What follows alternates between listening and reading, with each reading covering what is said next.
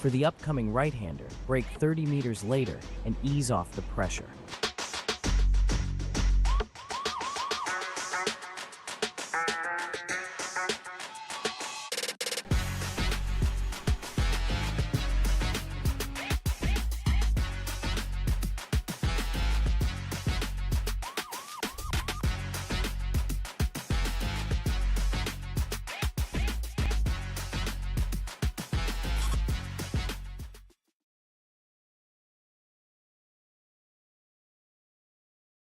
Are you spending a lot of time looking for setups and struggling for faster lap times? Are you tired of searching online for answers? Would you like to get setups, analysis and tutorials from some of the best sim racers in the world like Ralph Alla, Mitchell de Jong, Martin Krunker, Josh Rogers and many more?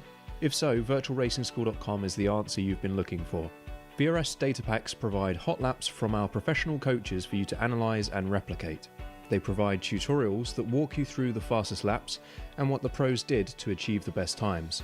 And they provide the setups you need to ensure your car is competitive in both oval and road racing. If you're ready to get faster and reach more podiums sooner than later, just go to virtualracingschool.com and sign up for a free account today.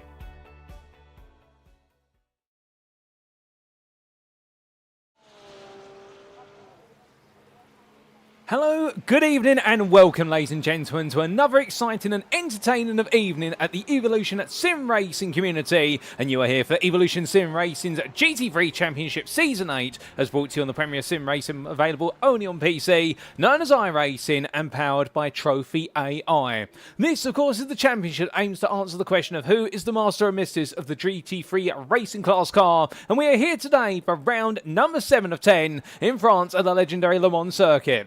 Spanning 8.46 miles and the best part of 33 corners, it is a circuit that in its own right has become the mainstay of historical road racing throughout time. Having recently celebrated its centenary of the infamous 24-hour Le Mans race, it is a circuit where dreams are made reality and indeed some hopes could be crushed with what is a cruel to line. And indeed it is a circuit that is absolutely unforgiving in the fact that over 80% of the lap is at full throttle, which places a huge amount of strain on machinery, but also there's a huge amount of strain on the driver as well, as at the end of every long straight there is a major and heavy braking zone, and then amongst all that as well plenty of direction changes, sweepers to boot. It is a circuit that is not to be trifled with easily. But as I try to get ready to go racing today, we welcome you to this live broadcast of the circuit side, and of course you are tuning in to Split B of the GT3 Championship Season 8. We've got 2 broadcasts going on simultaneously on the Evolution Sim Racing YouTube channel, and that's at youtube.com, search for Evolution Sim Racing, and welcome to you guys and girls tuning in. I'm very happy to have you here tuning in with us for Split B's racing action, as we do say hello to Laura Jane and also to Matt Hunter, who's cheering on the Simcast racing team all the way from Tenerife, and I hope you're having a good time out in Tenerife, Matt.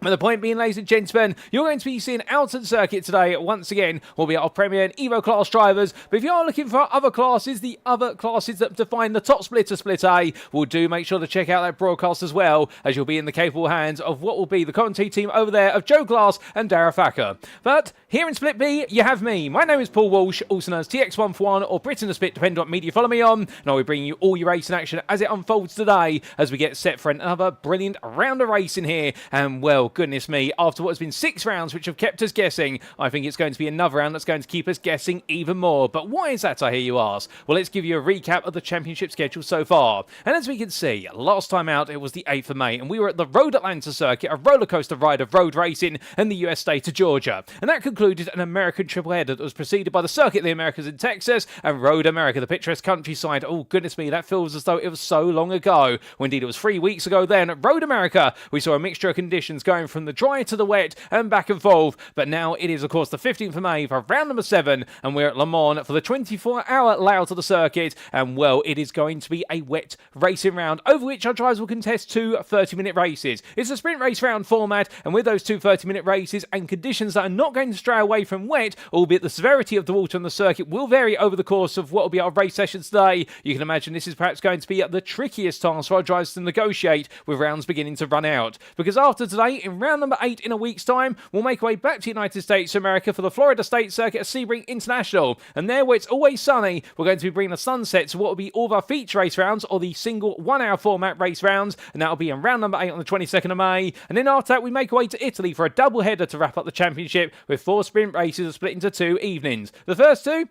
And they'll be in round number 9 on the 29th of May at the Imola Grand Prix circuit. And after that, we'll make our way to the classic old-school Italian tempo of speed. There's the Monza Grand Prix circuit to bring the curtain down with round 10 of 10 on the 5th of June. Indeed, still plenty of racing to go, but our drivers know those points are now starting to become pivotal. And indeed, early mistakes in the season are going to start now, having a crushing blow potentially on their championship aspirations. But speaking of the championship then, we've regaled you with the calendar. But where do things stand across our two classes and our team's championship going into today? We begin with a Premier class, and as you can see there on screen, it is still Ricardo Luiz Pereira who leads the way, now on 436 points, and the best part there of what is 68 points ahead of Christoph Starsmore. Now, the Vulcan Motorsport silver driver, he did not have it all his own way at Road Atlanta, even though he took victory, and he was beaten to pole there by newcomer Robin Milton, who's also in the Premier class, but having made it only his first round last time out. That's why you're not seeing him in the top 12, but he's one to watch out for with his pace, and that's exactly what Luiz Pereira discovered over the course of the distance at Road Atlanta, albeit a strategic blunder from what was Robin Milton compared to Luiz Pereira was the difference between the two of them, and that's why the Acura driver was unable to come away victorious.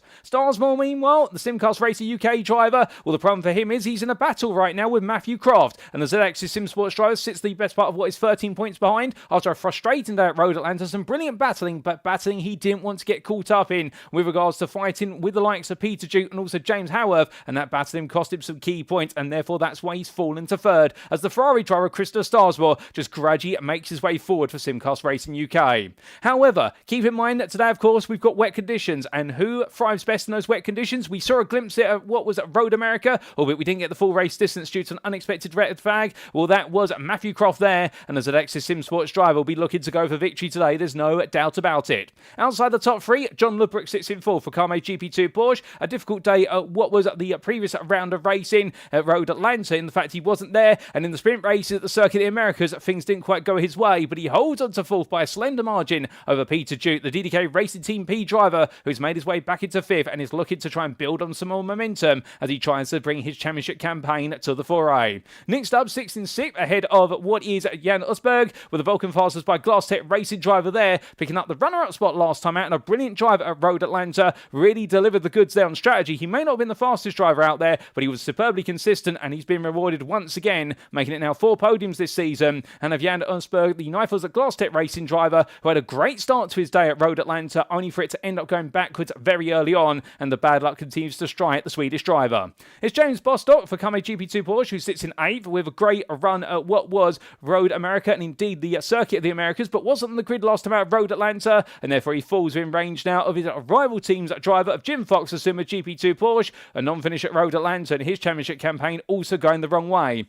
Menno Blem sits in 10th for Sim Racing Team at Lowlands 1 on 169 points, 12 ahead of Adam Baker, and from the LS Racing B driver is Scott Kostrich for Carme GP2 Porsche, who completes what is your GT3 Premier Top 12. But then coming on to the Evo class, and as we can see here, well, in the Evo class, the complexion is a bit different. We don't have a leader who's pulling away. Instead, we have two determined drivers battling out for the lead. Wesley Van Rens is the man who has returned to the top after what was a second place finish at Road Atlanta, but he's only 4 points ahead of the man who finished third of Grant Miller at the circuit. And between the Racing League Hub and the Phoenix Racing drivers, well, you can see the results now are absolutely equivalent. In the fact, there's nothing to decide between the two of them, but Van Rens, importantly, did find his way back to his form that we saw in the earlier half of the season, which saw him take the opening 3 wins of the season. And, well, with the pole position, he lost it in the early stages to Steve Rubino, but he was able to recover to second place, and he won't be upset about that, as Grant Miller, meanwhile, took an absolutely comfortable third, but I think he'll feel as though perhaps there should have been a little bit more pace on the table, albeit his run of podiums and top 5s right now is to be admired.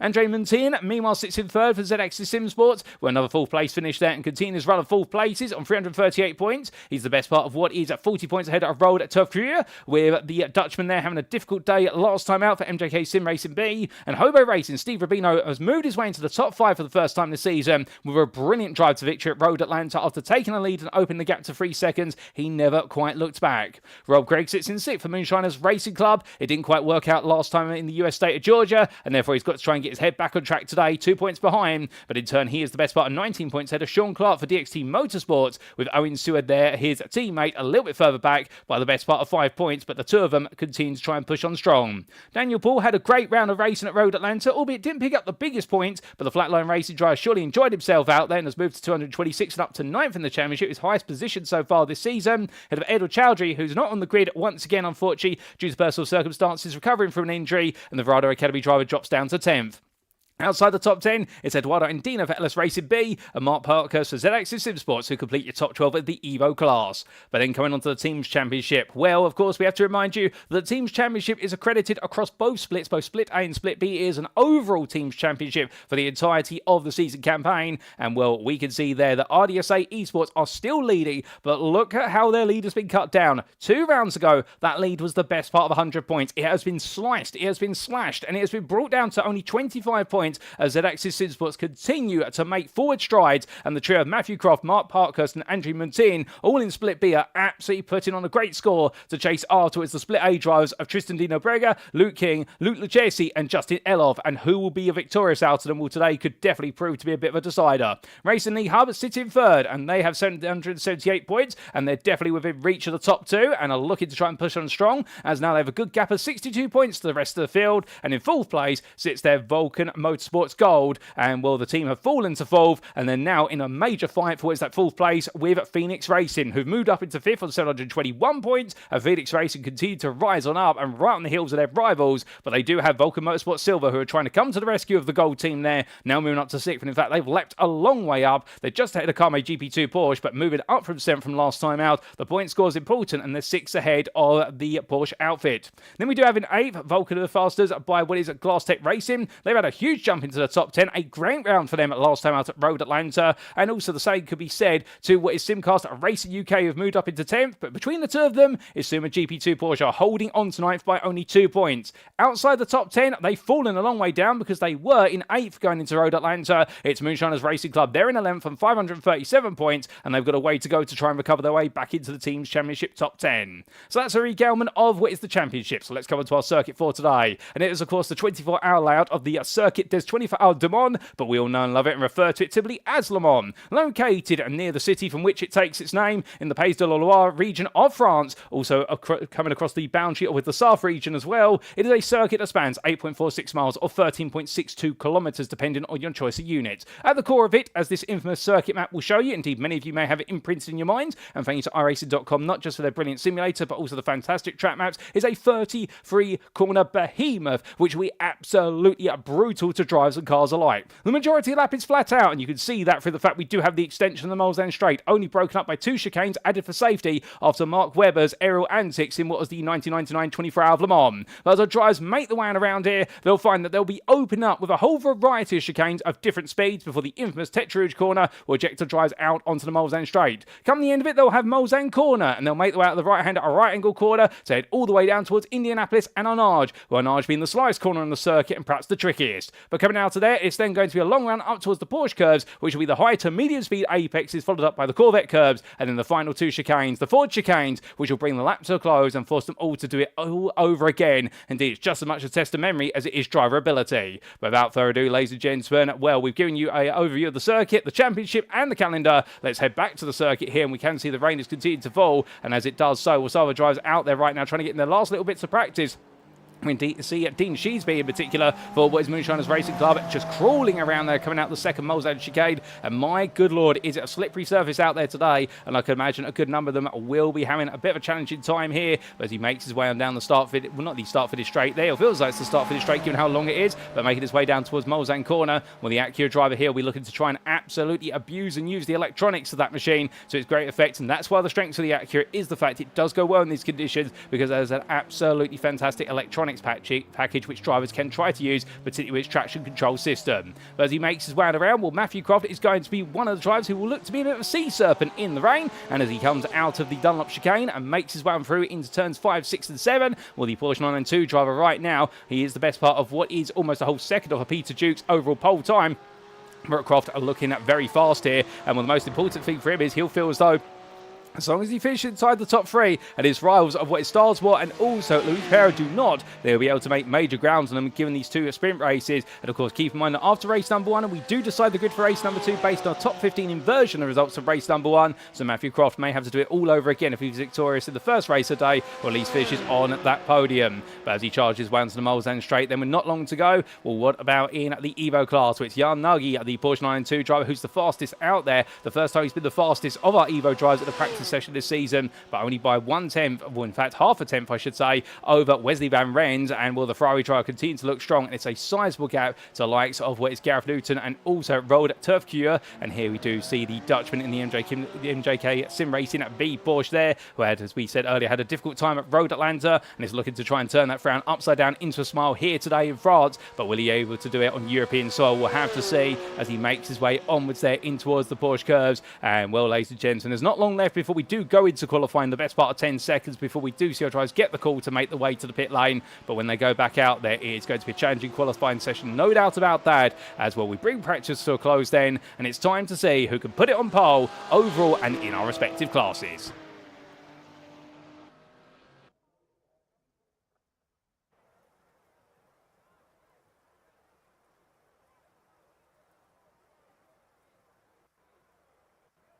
So as qualifying commences, it's going to be 15 minutes. It's 4 flying laps plus an out lap, and it is going to be go, go, go as quickly as possible. Now, of course, this qualifying session is a little bit different compared to what we're used to. Now, you may be wondering, why exactly is that? Well, firstly, you'll notice every driver, including Christopher Starsmore, who's on screen, they do not start from the pit lane for the purposes of this qualifying session. They start from what will be the exit of the Corvette curves, and they go straight onto their first flying lap once they exit the Ford chicanes. And that means their first flying lap is essentially a little bit of a sighting lap and also a warm-up lap, but it also can count as a bank lap should our drivers choose to use it. But it's all going to be about getting as much tyre temperature as possible into what will be those treaded tyres as quickly as possible in order to make sure the subsequent laps are a little bit faster and they're able to get the best out of the car. Add to this as well, yes, they've got 4 flying laps, but they've only got 15 minutes to deliver them. And with a GT3 lap time around here, just being shy of 4 minutes, with you doing the mathematics, doing that little run up towards what the start-finish line, that was the best part there of what was 50 seconds for Starsmore. Indeed, will be about that for most of our drivers. Add that together with the fact the lap time there, and well, very quickly we come to realise they're not going to get 4 flying laps in. And when we do see the clock strike 15 minutes, that's their lot. They're not permitted to finish the lap they're currently on. So really, it is 3 flying laps. When you subtract the fact the first lap is a sighting lap stroke a warm-up lap, then it's only 2 laps available, and that's going to make this qualifying session much more difficult compared to previous qualifying sessions in the fact our drivers do not have the luxury of time, nor do they have the luxury of the laps available to them. They've got to deliver well, and this could really shake things up, because if we see a big name, for example, such as in what is the Evo class, Charlie Stoffard has definitely made himself a big name in the class over a few recent rounds with his great performances, great battling antics as well, where if we see a big name qualify poorly and end up starting all the way down towards the back of the grid, we could conversely have to see them in race number 1 day trying to fight their way through the field. And meanwhile, we could see it perhaps lesser names in terms of the fact they haven't caught the spotlight at the front of the field, but in the midfield or lower field instead, such as Luke Bailey. Well, we see the Premier driver making his way on down. We could see some surprises here, and we could see some drivers suddenly put themselves on display and be one of those drivers whereby they're not the fastest out there over a single lap, but what they are able to do is turn the car on quickly and deliver a good lap at the right time, and that's going to be just as important here. But of course, qualifying is just one aspect to the racing at Le Mans, and with the long straights here, you will see pack racing. You will also see plenty of slipstream orientated action, albeit with the need to battle into braking zones, and all that combined together will mean that over the distance for a good number of drivers, it is going to be one of those challenges whereby many drivers will feel out there you've got to be very tactical with the racing. You're almost playing at chess, albeit 150 plus miles an hour on average over the entirety of the lap distance. But as we do see Luke Bailey making his way on through, we look to one of the Verano Motorsports machines, and our Verano Academy driver here, Christian Malaskov, making his way on down. And as he does so, will pound his way on through there in the Porsche 992. And I believe recent news was announced by the Verano Motorsport team in the fact they have gone from the simulator onto the real-life racing grid, racing in Enduro car for this year. And I had the pleasure of seeing some pictures of the Ford Cap machine being absolutely liveried in the traditional yellow colours of Verano Motorsports. And it's great to see the Verano Academy team out here once again today on the simulator racing in the Evolution Sim Racing GT3 Championship. And you've got Christian Malaskov here, who you'll see in what is the Premier class, and I believe you will also see out there Craig Tillerson, albeit the Corvette C8RZ06 GT3 drives currently in the pit lane, and also in what will be the Evo class you would normally see Edel Chowdhury, but of course suffering from an injury and not expected to be back on the grid by the end of this season. And our thoughts do go to Edel for the simple reason he was one of the big stars in the Evo class early on in the season, and we're absolutely missing him, as we do say hello to a regular Verano Academy and Verano Esports and Motorsports fan. And we can see it's Katie Kitty Eames there in the YouTube chat. Good evening to you, Katie. Mathew, and I hope you're doing well, and well, wishing the best of luck to the Verado Academy drivers. But as we do see then what is Malaskov making his way on through in towards Indianapolis corner, albeit by the long stretch of the two kinks as he comes on down. He's definitely been one of those drivers who started to make his way up the field in the 107, had some great racing at both the Circuit of the Americas and also was Road Atlanta, and just looking for his first big score really at the course this season. He's had some great moments, no doubt about it. He's surprised many, I think, in the fact that when he gets it right, he can be absolutely hard to pass and indeed difficult to battle with as he goes very deep there for Indianapolis to carry in too much speed, and that's an example where you've got to sight the lap up on this first lap because the next time round it matters even more and you're running out of time. But Malaskov right now not doing anything silly there in terms of running deep and just bringing the car back together, and as he does so, well, now he'll know that he can't be as aggressive into Indianapolis as he would like to be, or at least until he gets onto that final flying lap. But as he makes his way on down, well, let's look to the man Steve Rubino, who really showed off a lot of performance in the Ford Mustang GT3 was Road Atlanta last time out, the car on home soil. Well, he may not have qualified the best. In fact, he started quite far down the qualifying order, but he did pick his way through quite rapidly on the opening couple of laps to take the lead of the Evo class and held on to it for the best part of 3 seconds over championship leader Wesley Van Rens all the way over the race distance. He didn't put a foot wrong after that, and well, Rubino has definitely put many a foot wrong in the early stage of the season with the wrong amount of fuel going in the car and the wrong setup going on the car, but ever since what's been the midway point of the season, he started to get things back in order, and it's been shown the fact the results are coming on through. And are they coming a bit too late, potentially, some may say? Well, they're not coming too late for him to potentially cause a bit of a ruckus in the Evo Championship at the very least, and for him to chase down what will be a top 3 finish at the end of the season. As we're starting to get our first flying laps coming through then, already those warm-up laps coming on through, and it's Vincent Lerdo who's currently set the bar at 4-minute 27.240, 1.3 seconds faster than Luke Bailey's time, and that is what is your overall and premier pole sitter right now, with Christopher Starsmore a little bit further back by the best part of 1.5 tenths, and then John Ludbrook involved, and then we do have Gareth Newton there currently what is your Evo pole sitter, 5th place overall, and Gareth Newton, one of those drivers to keep an eye out for as well, racing for the Carmade GP2 Porsche team. And the reason you've got to keep an eye out for him is the fact he's been one of those drivers who definitely has a lot of consistency at his fingertips, and over the race distance, it typically rewards him. Conversely, he doesn't have one lap pace compared to many of his Evo rivals, but it's in these tricky conditions, that's where he'll find the pace. And well, as he makes his way in towards Techeruge, you can imagine that right now the 24 driver, could he surprise everybody and potentially take his first class pole position of the season? Well, we'll have to wait and see, but something tells me that he'll definitely be wanting to achieve that if he can. Whereas he powers his way on down and piles up the miles, I should say, getting my plosives in at the wrong order, and we have to forgive me there as he heads down towards the first of the miles and chicanes. Well, coming all the way through in the older days on the historic layouts of this circuit available in iRacing, you would not see those chicanes, and you'd see drives full throttle all the way down towards Mulsanne corner, hitting upwards depending on machinery of what is 180 to 200 plus miles an hour. But of course, those high speeds typically achieved by very lightweight cars with a lot of aerodynamic and ground effect machinery on them in terms of the aerodynamics. That's where you'd see the cars at risk of potentially taking off, and well, there were a number of notable incidences where cars took off as a result of the air getting underneath the car and well, end up flying over the barriers, and as a result these chicanes were introduced in order to make it safe in the run down Mulsanne. And whilst we may not see the absolutely absurd top speeds of previous years, we're still seeing great top speeds there coming all the way down to what will be the best part of 160 plus miles an hour into those braking zones, and those speeds are plenty for these GT3s, don't worry about that. But meanwhile, something to definitely worry about right now as we've got some more lap times to come on in, including James Howarth here, and we see the Mustang GT3 driver gradually making his way on through. Where's the second part of the Corvette curves there, and now heading up towards the Ford chicanes, taking it nice and easy this first time round. And well, of course, we're a brilliant top 5 finish at what was at Road Atlanta, following that great battle towards the end between himself, Peter Duke, and Mathew Croft, and he was the one able to survive all the chaos that battle saw unfold. Was he winds and weaves his way between the chicanes right now? What's it going to be for his first lap of the day? We've still got quite a few drivers yet to get laps on the board. We do have the best part of 35 drivers here, and we're only 18 have got valid lap times so far. That goes to show you how long it's taken them to put a lap together. But Howarth comes across the line, and he goes 8th place on a 4-minute 29.614. It's a conservative start, and I can imagine that he's going to turn the wick up a little bit, but his Ford Mustang can be a little bit of a handful in the wet conditions, depending on how confident you are in getting that throttle down with that V8. It has plenty of electronics, like all these machines do, in terms of ABS and traction control, but the Mustang, many refer to it as a boat, given its size and also how it handles in its weight transfer, and right now it is definitely row your boat through the water at Le Mans, and Howarth is trying to do his best to do so. He's the fastest Mustang out there. But as he comes on around, we look to Rob McKee, and well, the DXT Motorsports McLaren 720S looking quite smooth right now as he heads on down in towards the second of the Mulsanne chicanes. But as he does so, well, from him we do look to what is none other than the wet weather maestro, we do believe, of Mathew Croft. And well, right now and going the fastest of everybody towards the end, particularly that run and coming in towards the Porsche curves. And I think we are going to get an on-board lap with Mathew Croft shortly to take you around a lap of Le Mans in the hands of the Z-Axis SimSports driver as he comes on down now in the 113, making his way from left to right for the more open forward chicane in terms of the amount of speed, and then into the slower one, making his way up through turn number 33. And let's jump aboard then for a flying lap here with Mathew Croft as he makes his way across the line. So building up the speed then, full throttle all the way in towards Dunlop curve. Let's listen in.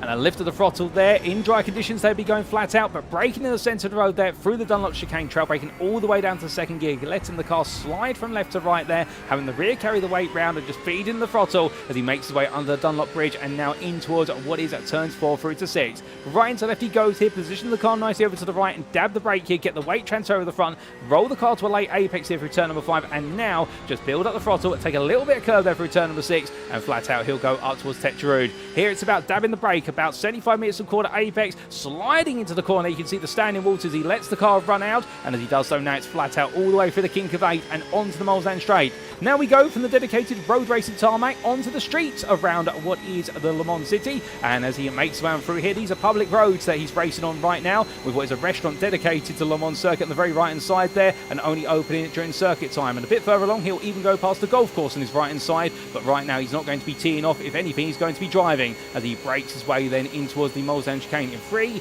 2, 1, and onto the brakes he goes. Will be 150 meters from the first apex right into left here as he just gradually nurses the car through the right into left, takes a bit of apex curve there, but you can see the standing water on those curves. I mean, he doesn't want to absolutely mount them at full speed, as otherwise the car will start to slide away. But building the speed up now, and as he does so once again, heading on past a number of local businesses along the way, which the marshals have occupied for today. We're coming over tonight inside of the circuit. He'll now make his way into the second of the Mulsanne chicanes here, upwards of 250 kilometers an hour. Will get to 260 kilometers an hour by the time he hits that braking zone, and we'll look to his right hand side for his brake mark. It'll be coming up very shortly, and without further ado, he'll head onto the brakes now, about 150 meters from the opening apex, carrying plenty of speed there. Now back on the brakes, down to second gear, and just ease the car through, and back on the throttle once again. Won't let it run out wide, give him the puddles of water, and now past the golf course on the right hand side he'll go as he makes his way through the kink and in towards Mulsanne corner. Well, from one end of the straight to the other, he's gradually made his way, and as he does so here, keeping the car over to the left hand side, and this is where things get very technical at turn number 14, because it's a kink, which is essentially a braking zone before Mulsanne hairpin, and you'll see he'll try and straight line his way in, but there'll be plenty of standing water on the curb, so here he's got to be smart, gets on the brakes nice and early, avoids the apex curb, and brings it all the way down to second gear, takes a nice early apex, lets the car feed on through, and the weight transfer around on the rear of that Porsche, and now full throttle he'll go down towards Indianapolis. Well, he's covered the first half a lap already, but there's still plenty more to go, and it gets a lot more technical from this point onwards by the time he gets to Indianapolis curve. As he brings the car on through, hanging it over to the right here to shorten the run through the kinks, and he'll do the same for the second kink as he'll make his way underneath what will be the Toyota bridge very shortly. And as he comes on through the second kink, now it's into Indianapolis, and here it'll be flat out for the right-hander, hard on the brakes for the left-hander, but how will he do it? Let's listen. And a big lift off the throttle there, drops the gear to 5th and dropping all the way down to second gear, keeping it nice and tight, avoiding the puddles of water on the right hand side as he makes his way out. And lovely line there from Croft, and now over to left for Arnage, onto the brakes, out will be the 50 meter board, or just before it, down to first gear as he just gradually eases the car through, fights for a little bit of power oversteer there as he comes out the corner, but nails it nicely. And as the sun comes back out, now it's flat out all the way out towards the Porsche curves here. The last long stretch will be flat out for a significant period of time, and this is where we're going to see plenty more battling, a 2-3 wide potentially, as he makes well on the public road before giving way to dedicated racing tarmac once again. And as he comes on through the right hander here, it'll be a nice early dab of the brakes, drop 2 gears, chuck the car in fact drops a 3rd gear there in order to get the car under control, and now building up the throttle once again. Would normally be flat out here through the second part of the Porsche curves, but having to lift off the throttle, not taking the tight apex, giving the water on the curb, and now into the second of the left-handers there before switching back to the right-hander, now into the Corvette curves here, and you'll notice again avoiding that apex curve. There's so much standing water around for Croft. Right into left he'll go then through the final part of the Corvette curves, and not letting the car run out wide there to avoid the exit curbing, which will be absolutely slippery, and now making his way through the kinks and in towards what will be the first of the forward chicanes here. He'll use the pit lane on his right hand side, the pit lane entry point, as his marker for braking, and onto the brakes he'll go, dropping down to 3rd gear, fighting with the brakes there as he makes his way through, and now bring the car to the right hand side, back on the brakes, down to 2nd gear, mounts 1 curb and mounts the 2nd, and it's a run through for Mathew Croft. It's been a smooth lap, but has it been a fantastic lap? Well, here he comes across the timeline. He was 4th going onto it, and he goes provisional pole there with 1.5 minutes to go. Mathew Croft raises the bar to 4-minute 26.505. Can anybody now respond to Croft's time? It was a lovely lap. It was absolutely pinpoint precise, but is it going to be perfection? We will see, because we've still got more to come, including from Christopher Starsmore, who makes his way to the timeline. He hasn't improved in the second half of the lap, but he has improved briefly on the first half. He was 2 tenths down, and Starsmore is going to stay where he is. Meanwhile, in what is at the Evo class, well, Charlie Stoffard thinks he's got it done because he's currently parked up on what will be the starting point for qualifying, and a great lap from Stoffard as we look to the class positions there, and that's a 4-minute 27.470, but I believe Daniel Paul might be cooking up a better lap as he comes across the line. He's gone purple in a couple of the subsectors. He was 5th going onto that lap, but he stays there with an invalidation on that lap, and that's unfortunate for Paul, who was looking for one of his best qualifying performances of the season. We've still done very well in this qualifying session. I think he was hoping for a little bit more out there. Jan Nagy is currently second in Evo, and Wesley Van Benz is third, but meanwhile, Miller's all the way down in 8th place is Grant Miller with Steve Rubino in 11th, so the Mustangs really struggling in Evo, it must be said, and however, in what is the Premier class, all the way down in 12th place in the class, and with this qualifying session right now, definitely on what is its final closing seconds. Milton moving up to 6th place in Premier, and Kostrich moving up to 13th place in the Premier class, but right now, is anybody else improving? Well, they won't be able to, ladies and gentlemen, because qualifying is complete, and it's time to head to the grid for our first of our 2 races here in France. So as the drivers make the way onto the grid, this is how they'll line up for the first of our races in round number 7 of the Eurovision, goodness me, I've got Eurovision on the mind now. The Evolution Sim Racing GT3 Championship Season 8 as brought to you on iRacing, powered by Trophy AI, and you're tuning into Split B. And it is Mathew Croft who has taken pole position overall and in the Premier class for ZX's Sim Sports with an absolutely brilliant lap there, and well, that 4-minute 26.505 being followed up by Simcast Racing UK's Christopher Starsmore, only at 2 tenths off, and over the length of lap, that will feel like the slenderest of margins. But coming from the front row then to the second row, and we can see it behind them, it'll be the combination of Vincent Loder for Sim Racing Team at Lowlands and Dean Sheesby for Moonshiners Racing Club. And then we have the smiling Swede of Jan Uthberg for the Nifels at Glass Tech Racing at Porsche, where he starts in 5th place ahead of Robin Milton, the privateer, who's made his way to 6th on the grid, and with the top 6 separated by less than half a second, it's absolutely tight at the front. Peter Jute will begin his day in 7th for DDK Racing Team, ahead of Ricardo Luiz Pereira, the Vulcan Motorsport Silver Championship leader in the Premier class, having a difficult qualifying session, but we did see a Road America that his performances in the dry versus the wet. He's very strong in the dry, but in the wet, those conditions are a bit challenging, albeit the Algarve, he managed to make that absolutely work in what was the dry and the wet conditions, no doubt about it. So Le Mans catching him out, it would seem, for the Portuguese driver, but he's still ahead of the Dutchman and Nick Stubb for Vulcan Fasters by Glass Tech Racing, and Ross Norsworthy for Simcast Racing UK, who completes your top 10. In 11th, overall, it's going to be your Evo pole sitter, a Charlie Stoffard for Team at KXR, a great pole lap from him, and his first pole lap of the season, in fact, in qualifying. Congratulations to Britain. From the number 8 driver, it will then be the 114, John Ludbrook for Carme GP2 Porsche, and then we do have James Howard for DXT Motorsports, and Scott Kostrich for Carme GP2 Porsche behind him on row number 7. Row 8 will see the second of our Evo drives. That'll be Jan Nagy for Nifels at Glass Tech Racing, a great qualifying performance from him, definitely one of his finest this season, and he's going to be in the company of Luke Bailey for Team KXR. Wesley Van Rens lines up in 17th or 3rd place in the Evo class of Racing League Hub, a good qualifying performance there, and ahead of his rivals, that's going to be the thing he'll take in his stride, and he's got what is Carme GP2 Porsche's Gareth Newton alongside in 18th, 4th place in Evo, with your top 20 being completed by Newton's teammate James Bostock and Christian Malaskov there for Verano Academy. Behind them, on what will be then your 11th row of the grid, you will have the combination of Daniel Paul for Flatline Racing, who kind of made what was a major blunder in what was his second flying lap, and therefore cost himself what could have been a huge opportunity of putting himself right towards the front of the Evo class from what we can understand, but from misled sector times there, also a difficult qualifying session for ZX's Sim Sports Mark Parkhurst, with the American driver being followed up on row number 12 by Rob McKee for DXT Motorsports and Rob Gregg for Moonshiners Racing Club.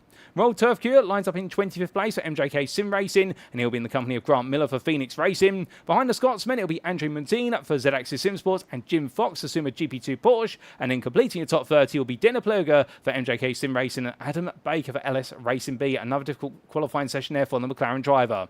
Then on row number 16, it's Steve Rubino for Hobo Racing and Stuart Rice of Blue Skies Esports, with Craig Tillerson for Runner Academy 33rd on the grid, ahead of James Fraser for Moonshiners Racing Club, and 35th, last of our field, on what is a lonely 18th row, will be DXT Motorsports Danny Veer, who'll be lined up all there, but nine, he's got all the work to do from the very back of the field to try and come on through. All the field, ladies and gentlemen, is already coming out of the Corvette curves. We're not too far away from going racing for the first time today, and in perfect time as well, as the rain comes over a little bit stronger here at the the run down to the last couple of corners of the lap, and therefore the rain intensifying, where it's going to be wet tyres abound for everybody out there. But who is going to be leading the way come the end of lap number 1, and indeed come the end of 30 minutes of racing? There's only going to be one way to find out, and that is going to have to keep our eyes tuned all the way through.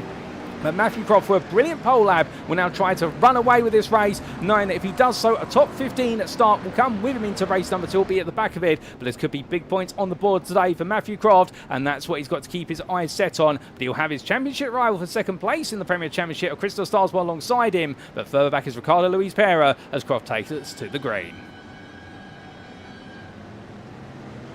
And without further ado, it's lights out, away we go. It's a quick start as they make the way down the start-finish straight, and Croft there going at a hurdle as they roar the way up towards turn number 1. And Crystal Starsmore there side by side with Vincent Loader behind. A couple of drivers going very slowly at the back of the field, I think all trying to tiptoe their way through what's the last of the forward chicanes. Peter Duke looking up the rear of what is Dean Sheesby and Jan Osberg with very little visibility. They backs off nice and early. Sheesby goes straight on there at the Dunlop chicane, carrying too much speed for cold tyres and therefore getting it wrong. But the rest of the field now makes its way through, and as it does so, we can see there Jan Nagy making some progress, battling up with Luke Bailey behind him and Scott Kostic in front of him. As further on back, Daniel Paul also making some moves here. Paul getting a little bit of oversteer there on power coming out of Dunlop chicane, battling side by side with Malaskov as they come on down the hill in towards the right into left of turns 4 and 5. But as they exit the corner now, it's going to be what will be Paul ahead for a time being, and then Malaskov says no you don't and dives up the inside there. A little bit of door rubbing between the two of them, some paintwork being lost, but the Rhino Academy driver getting the space to the flatline racing machine in turn 2 wide all the way they come then to Tech Rouge, and this is going to determine who's going to have the greatest momentum on to what will be the Mulsanne straight, and it's going to be Malaskov there who gets Edward Paul back it off. But as they come on through, well now it's going to be a long slipstream orientated run as they make the way down the Mulsanne straight for the first time, and we can start to see some clearing from some of the drivers as it is going to be 3 wide there between Duke, Starsmore and Milton. Milton on the outside, Duke in the middle, and Starsmore on the inside there. Well, 3 wide's not the way you want to normally go. Duke tries to come across, rubs door paint with Starsmore. They're rubbing in more paint, and oh goodness me, very, very close there. That could have been tears. There's even more contact between the two. Starsmore and Duke are not giving any ground to each other as Milton backs off there, knowing what could come. Well, they survive it that time, but I can imagine on the second round of the Mulsanne straight, they might be getting their elbows out even more. And well, normally in the dry, that's hazardous. In the wet, that's absolutely tremendous. And well, not necessarily in the right way, but they managed to keep it together. But Dean Sheesby, meanwhile, pulling away for Jan Osberg, who's turning his lights on, then turn them off again. I think right now, Osberg just trying to find a little bit of way to see through the spray. We can barely see anything, I can tell you right now. But as he makes round down, Osberg to look into the inside there to give himself some visibility for the braking zone for this chicane, and in the end, by braking nice and early, he just tucks him behind. Further back there, speaking of tucking him behind, well, he doesn't want to tuck him behind for much longer, is Luiz Pereira. He tries to look up the outside to inside of Robin Milton. Milton goes deep as they exit the second chicane, and the battle of the Acras, it is going to be Luiz Pereira who makes the move there. A smooth move up into 7th place, a great gain from him. But now heading in towards Mulsanne corner, it's still a long stretch all the way they go, and further back, Denny Plurger battling with Danny Veer as the DXT Motorsports driver there up the inside to cover off there, running deep out of the Mulsanne chicane that both of them were, and as they come on down into towards Mulsanne corner, well, something tells me it's not over between them yet, as all 35 of our drivers have had a smooth start, and indeed everybody safely over the first half a lap, which is fantastic to see, and what is probably the most challenging pair of races that we'll see all season in terms of the race conditions. But as they come on down, then we've got some changes happening further up the field, including what is a big run deep there for James Bostock, deciding to almost run into a local village there on the exit of Mulsanne corner. But as he brings himself back on, we need to go drop behind Daniel Paul and Mark Parkhurst. They also, I do believe, Malaskov and what is Kostic are making the way on through, so we'll have to get a replay of what's happened there to Bostock. I believe just running a little bit deep, but not of the circuit per se, but having to extend the corner out. But everyone right now stepping into line astern here, as Kostic meanwhile now starting to make some progress, chasing after Ludbrook, but he is bringing along with him James Howarth in the Mustang, and then the driver would absolutely be flying along these straights, but right now Harris Ford is not enjoying these conditions, and therefore he's having to try and tame the beast, as that is Norsworthy into the barrier coming out of Indianapolis corner, and it's a grazed the barrier there. He didn't have too much speed on him when it did go wrong. I think he felt it going wrong and decided to put the brakes on nice and early, and as he makes way through, well, now he's got Wesley Van Renz right behind him, and the Racing League Hub driver who's currently holding on to third in what is the Euro class. He's got Gareth Newton right behind him as we look back from the rear of your third place Ferrari in Evo. Well, as they make the way down what is the run towards Porsche curves, this gap is absolutely tiny between them. There's no distance. It's only 2.5 tenths. That sounds like a long distance, but it's not here. And well, Van Renz right now just pulling into the middle of the road there, trying to give himself some sighting for what will be looking into the Porsche curves. Newton, meanwhile, decides to stay on the outside there, feeling as though he can see through the spray. Through the right hand they go, and we're going to see the body language of drivers here, and who feels as though they've got some tyre temperature in the car, and who feels as though they can brave it in what is these very difficult to see conditions as they make their way through. And the reason why we say it's difficult to see, because look at the spray coming off the back of this Ferrari, and the fact we can only see the headlights just about of what is Newton's car. Newton is there, I could assure you, but he's just a little bit too close for us to be able to see given the spray. But as they roar the way out then in towards what will be the forward chicanes, well, Newton's close. Can you look for a move here in towards what will be the two heavy braking zones? He's thinking about it as they make the way onwards, and coming down you can see once again Van Ren's defending in the middle of the road, slightly offset from what is the outside line in order to try and get the message to Newton, which is this isn't going to happen unless you go all in for it, and Newton not willing to oblige. Meanwhile, that's going backwards, and that's Rob Gregg, who's had a big turn and tussle around into the forward chicanes. Was he aided on his way to do so? I'm not quite sure, but the Moonshiners Racing Club driver there definitely going the wrong way about it. After one lap of racing, and now making his way under the Dunlop Bridge once again, it's Mathew Croft who leads ahead of Vincent Loader, who's in second. Then Dean Sheesby in third, ahead of Jan Usberg in fourth. Christoph Starsmore is fifth, but being closely chased by Peter Duke. And right now Duke all over the back of with Starsmore. And well, I can imagine that Peter Duke will be drawing on his real-life racing experience, having raced a variety of machines, particularly in the 90s, all ranging all the way from Formula Vauxhall and upwards, and on the grid to the likes of Juan Pablo Montoya in their early days and forming careers. Well, right now Peter Duke definitely trying to apply all that real-life experience in racing in the WED to what will be his time here behind the wheel of the Acura NSX Evo 22. But as he roars his way along right now, we'll talk more about Peter Duke's history at another time in the broadcast day or later on this season. So he's got an absolutely huge racing history to talk about as he makes his way on down in towards the Mulsanne corners, or indeed it will be the first of the Mulsanne chicanes. Looking up the inside there of Starsmore, and they shedded some paint earlier on. These two definitely no love lost between them, but right now it looks though Duke there has not got the speed versus that Ferrari, and has to tuck in behind once again. So he holds on to sixth. Ricardo Luiz Pereira is in seventh, meanwhile, watching on from behind innocently, and there's Robin Milton in eighth, Nick Stubb in ninth, John Ludbrook in 10th, and Ludbrook there really forming the second half of what is the opening pack of the field. And then we have Scott Kostridge in 11th, best of the rest, and James Howarth, Luke Bailey, and then it's Jan Nuggie, who is your leader in what is the Evo class. We have had a change of position for the lead, and Charlie Stoffard was previously leading, but he's lost that, and between the two is Ross Norsworthy, and in third place in Evo currently is Wesley Van Rens, who's got Gareth Newton close behind. Daniel Paul, meanwhile, trying to make the move here on Malaskov. These two joined at the hip. We saw them battling earlier on in the opening lap.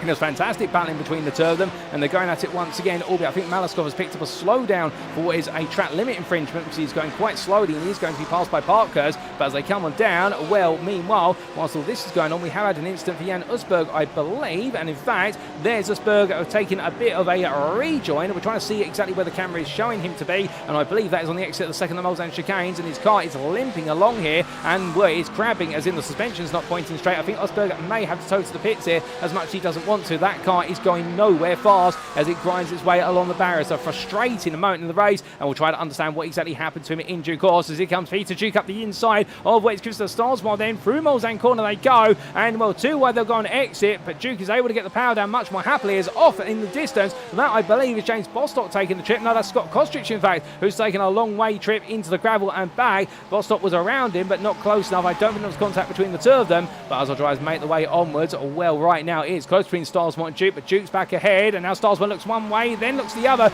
Duke says, no, you're not going up the inside of me, because that's why I want to be in towards this corner. And right now Starsmore says, okay, well, go around the outside, as they both fight for the middle of the road. And as they cover through, Starsmore tucks back in just about, and well, the Simcast Racing UK driver in the 110 Ferrari is absolutely pushing onwards here, because he knows he needs to get closer to Mathew Croft if he wants to be in that second place and potentially chase down the man who's directly behind him, Luiz Pereira, for the championship crown. But as they come out of the corner and on towards what will be the long stretch for the Porsche curves, well, Starsmore not able to come back, and Luiz Pereira being brought into this fight. Meanwhile, in the fight for the podium spots of the Evo class, well, we jump on board with what is your full place driver in Evo, Daniel Paul, the flatline racing driver, all over the back of Gareth Newton as they make the way onwards. And as we bring out the class positions on screen there, seeing how all the drivers fit together in their respective classes, which is where the points are scored. Well, right on board right now, you can see it just about the horizontal bar, which is the rear headlight of Gareth Newton's car, but otherwise Wesley Van Rens is just a pair of very distant red lights on the back of the Ferrari 296. And as they come in towards the Porsche curves, well, how Daniel Paul knows exactly where to position this car. He takes a lot of apex curve there, he turns it in very early, but somehow manages to glide over that curve, and well, that number 82 is sliding about there as he comes off the second curbing. And well, I would not want to keep doing that. That is definitely throwing your life into the hands of the devil in terms of riding on those curves, and right now he's got the luck of the devil as he makes his way through the Corvette curves here, and Daniel Paul definitely running on right on the limit as he comes out to the left-hander and on towards the Ford chicane. chicanes, but he's dropped the best part of 6/10 there to Newton, so therefore now he's got to wait his turn to go on the offensive. But as he makes his way along, struggling there for his grip coming in towards the forward chicanes, I wonder whether Daniel Poole has just pushed it a little bit too hard at coming through the Porsche curves and the Corvette curves, and now he's got to settle the car down, and perhaps his heart is beating a little bit more foully in his chest compared to how it was at the start of this race as he makes one around. He's definitely getting the temptation to chase after podium, and I think that could also be a bit of nerves here because he's not been in a position to fight for an Evo podium this season so far, but I think the confidence now is building. But also as he gets closer to it, his heart now is going to be screaming at him, you've got to push a bit more, and that's the hard part as a racing driver, is when the adrenaline really starts to turn up to 11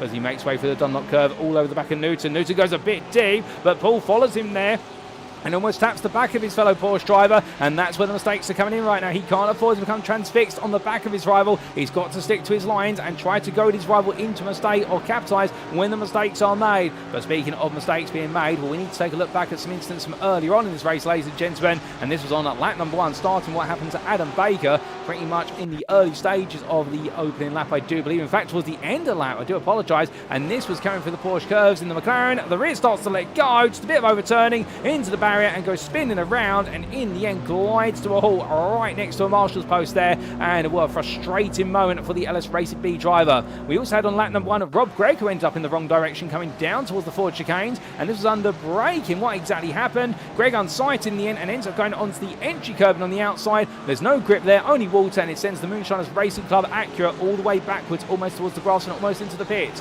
On lap number 2 we had this incident for James Bostock, and this was coming on through the right into left, and that was just before the Dunlop chicane then, and well, as he made his way on through, trying to go round the outside there of the ZX's Sim Sports machines, makes contact, and I believe that was Mark Parkhurst he got turned with, and in the end Bostock coming off the worst of the two. And then on what's the latter portion of lap number 2, this is what happened to Jan Usberg, who was running in the top 5 at the time in the overall and Premier category, under braking to the second of the Mulsanne chicanes. It carries too much speed, the car snaps one way, snaps the other. Oh no, that's gone very wrong, and I don't think Starsmore knew what to do there as he tried to carry on through. I think he thought that Usberg was going to get it back under control, and that explains why in the end the 199 Porsche was crawling along and the suspension has been so heavily damaged as a result of the contact between the two of them. And then this is what happened to Charlie Stoffard, and this was from, I believe, oh my good lord, and that was at the time from, I don't believe it was the lead of the Evo class, but it was close to it, and in the end just getting it wrong there, coming on through at the back stretch in towards Indianapolis, and the car ricocheting off the wall. We also had on lap number 3, this happened to Road at Turf Courier as he made his way down in towards what was the first of the Mulsanne chicane, just go straight on here, and in the end I believe had to take to the escape route, which is through the tyre barriers here, which intentionally that way in order to prevent him from being able to gain any race time. But the big question all of this, and maybe you may be asking, how exactly did Jan Nagy pass Charlie Stoffard for the lead of the Evo class? We come back to lap number 2, and this is how he took the lead of the class. This was before it all went wrong for Stoffard, I believe, and well, in the end, where did Stoffard go there? He was there, and he suddenly disappeared, and I believe he must have run wide coming out to set route, and there he is in the rear of your picture, so he got it wrong there, and well, Nagy just coming on through it from a mistake from Stoffard. Well, let's return to your live racing, ladies and gentlemen, in good time as well, because we are on to lap number 3, and we have completed the best part of 12 minutes, and we've still got plenty more to go. And as we do, well, there's more excitement to come, no doubt about it, as the drivers right now are definitely settling into the race and trying to get very acclimatised to these conditions and trying to pick up the pace. Daniel Poole has been passed by Mark Parkhurst off camera during our replay session. We'll try and get a replay of that when we can, but Parkhurst right now back up into full pace as ZX's Sim Sports driver, a little bit of damage on the car from his contact with Bostock at the Dunlop chicane. Well, right now he won't be worrying about that. Instead he'll be fixated and trying to chase down Newton and Van Renzo just in front of him, and will that run of what is GT3 Evo machines right now,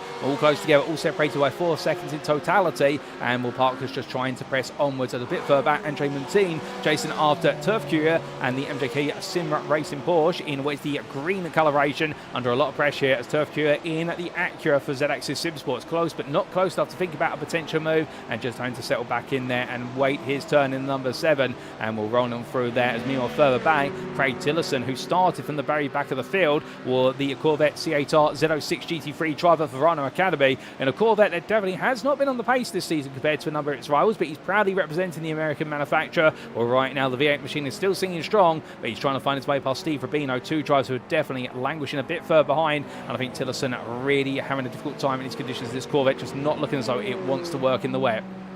But from them, we come back to Daniel Paul in just in time as he gets it very wrong there under braking into the first of 4 chicanes. And, well, that is a repeat of what happened to Rob Gregg on the opening lap. We're taking too much of the entry curb on the right-hand side, and in the end, it ejects the car and around. And, well, with the car going around, he's going to lose place after place. As meanwhile, let's come back to the front of the field, and Ricardo Luiz Pereira under pressure here from what is Nick Stubb. Stubb looking for a move here as they make the way down through where's the run in towards Tetrarouge, but it's a long way to go, and Luiz Pereira goes very deep there through turn number 5. Stubb tries to follow him, and as they make the way out, we look back from the rear of the Acura in this fight for 6th place overall and in the Premier class. There's nothing between them right now, but Stubb backs off there as Luiz Pereira runs deep, he runs wide, and by running wide, he'll pick up an off track. Will he pick up a slowdown for his efforts? We'll have to wait and see, but it's a mistake there, no doubt about it. And right now, the 137 driver feeling the pressure here as they make the way down in towards what will be the Mulsanne chicane. Well, as they make the way down in towards the first of 2 of them, it is going to be the long draft, and you can see there Stubb getting close, he's getting closer. Robin Milton's also getting closer to right now. Luiz Pereira could find himself going backwards very quickly rather than forwards, and that's not what we want to have happen. Albeit Stubb here, I think we're trying to wish that Luiz Pereira would just want to work with him rather than fight him. But under braking they go, too wide, but Stubb cuts it back in the end, decides not to try and force the issue all the way round. Further back, meanwhile, you've got Luke Bailey close to the back of Scott Kostrich as they fight over 11th place in Premier and overall. And as they head onto the race, well, even further back from then, you've got Mark Parkhurst, who's side by side here with Christian Malaskov, and Malaskov definitely getting his money's worth here of fighting with Evo drivers as the Premier driver as he fends off Parkhurst by holding the outside line there into the first chicane. Onto the brakes they go, and Grant Miller, meanwhile, a bit further back, well, he's down in 24th place overall, but 6th place in Evo. He's fighting right now with James Bostock and Stuart Rice. Rice just in front of him there in the purple and light blue Acura, and you'd have Bostock behind, the car that was spun earlier on. And right now in a new livery machine is Grant Miller, a lovely new livery, I must say, on that Ford Mustang. The Phoenix Racing machine going from it looking beautiful to even more beautiful there, and well, I can't think of an adjective right now to describe it. And as they make the way down in towards what will be at the second Mulsanne chicane, well, Bostock now looking to the inside as we see a big splash of water there in his wake as he makes his way onwards, and we're just trying to find his way through. But that Ford, once he gets up to speed in top gear, it does make the Porsche really have to struggle, and the screaming of that flat 6 on the Porsche right now in excess of 9,000 RPM, it'll be screaming against the roar of the V8, but at the inside he'll go under braking, and Miller's not going to fight it too hard, knowing that he's not in the same class as the driver he's battling side by side with, and there's no value in fighting it. But whilst all this has happened, well, we do have a huge bits of news in the Evo class, and as Wesley Van Rens is in the pit lane. Now, what's happened to Van Rens, I hear you ask, because he was running in 2nd place in Evo. Well, here's the replay, ladies and gentlemen, to explain, and well, it looks as though he'd just come out of what was a spin or an altercation for the Dunlop chicane, the car moving around, and well, as he came on down, it went straight on then to turn number 4, and that really was the end of his race in terms of toe to the pits. But before that, what happened, I think, is the bigger question, and we get a replay further back, and this was up through the Dunlop curve into the Dunlop chicane, rear of the car letting go, snaps one way, then the other. He tries to fight it and comes careening across the road, bouncing over the curbing, and in the end, well, that definitely will put a lot of heat and strain on the tyres. And as he turned it back around, tried to rejoin, only to find all the field was coming through. Stuart Rice goes deep, and in the end into the side of Van Rens, and I think they're panicking what Van Rens was going to do. I think Rice might have missed his braking zone, and in the end, puts himself on a collision course with the car he was trying to avoid. It's so easy to do there, and that's not blaming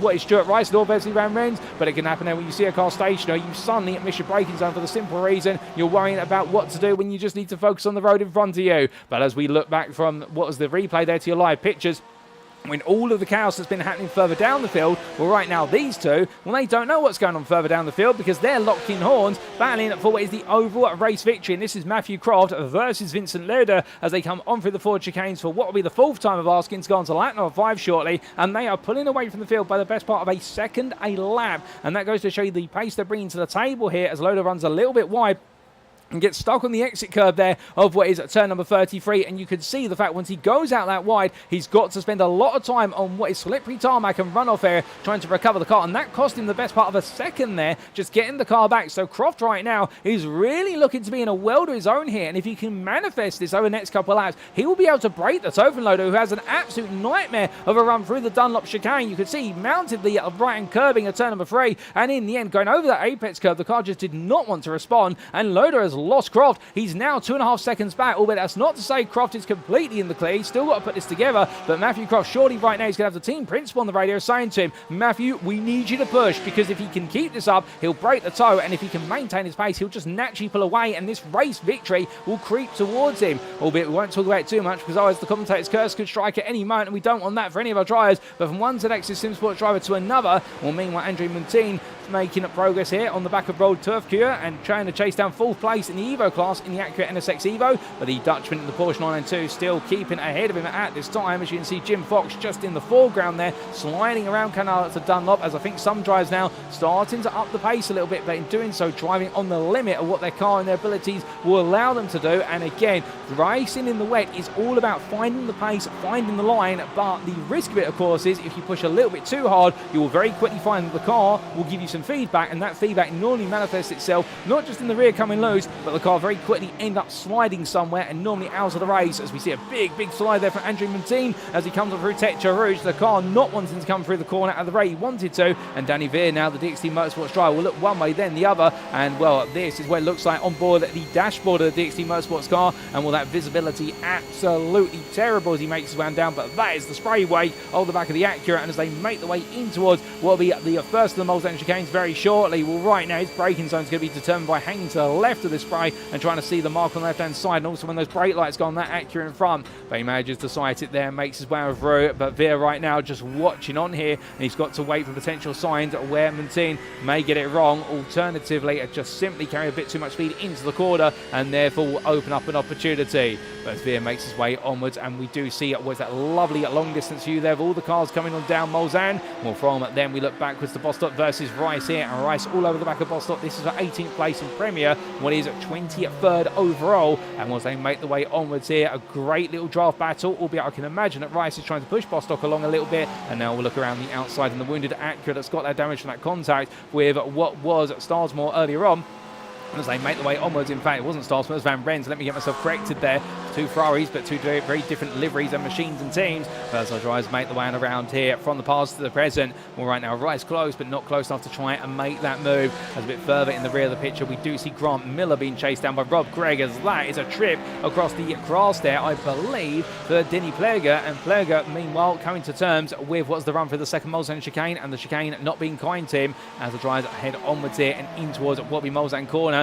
Greg looking to the inside here, trying to take what will be 6th place off of the second place man in the Evo Championship. Can he do it? Well, he's thinking about it more and more, but the Moonshiners Racing Club driver, whilst he has a peak, he doesn't have enough time to get on the inside, and in the end, Miller is able to hold the position for now as they come on through what is turn at number 15. But out of the right hand they go, and as they do, we'll back up to Parkhurst, who's trying to keep Malaskov and Bailey behind, the 2 Premier drivers that are keeping the Evo driver honest here as they come through the right-hander into Indianapolis.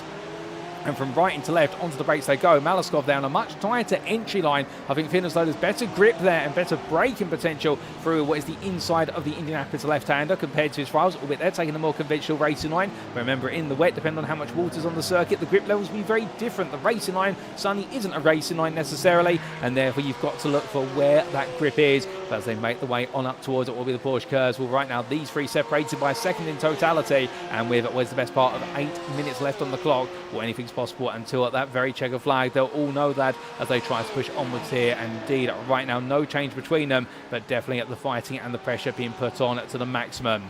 But from then, we've had an off-track at Arnage for Grant Miller. We're seeing the aftermath of that, as now it's Rob Gregg who's found his way through. So Gregg up into 6th place in at the Evo class, up to 25th overall. So another place gained there. And Gregg gradually bringing himself back through the field after what was that difficult early stint in the race, where he lost a lot of places that he gained. And well, now as he makes way for the Porsche curves, he'll be hoping he can bring it back together in due order, albeit time is running out there. But from our drivers outside the top 20 to those firmly inside it, well, here's Christopher Starsmore, meanwhile, currently running 5th overall and in what is the Premier class, and as he comes on through in towards where's the Dunlop chicane for the 6th time of asking, well, right now right into left he goes, and as he does, Nick Stubb is there with him, and Stubb in fact that last lap half a second faster by comparison, and Ricardo Luiz Pereira the same. The problem is the fact not quite close enough to get involved. But meanwhile, speaking of getting close enough to get involved, well, it's the battle of 2 Porsches here, and this is for 16th overall but 13th in Premier, and that's going to be Luke Bailey up the inside of Christian Malaskov into the Dunlop curve. Through the rider he goes, and Malaskov doesn't really have a response there, but does Bailey get it stops now as he makes his way into the chicane. He sort of does. He runs a little bit deep there, but he does bring the line back together. That's some brilliant car control there from the Team KXR driver in the 118, and the fact he managed to make a very tight run through the Dunlop chicane work out for him,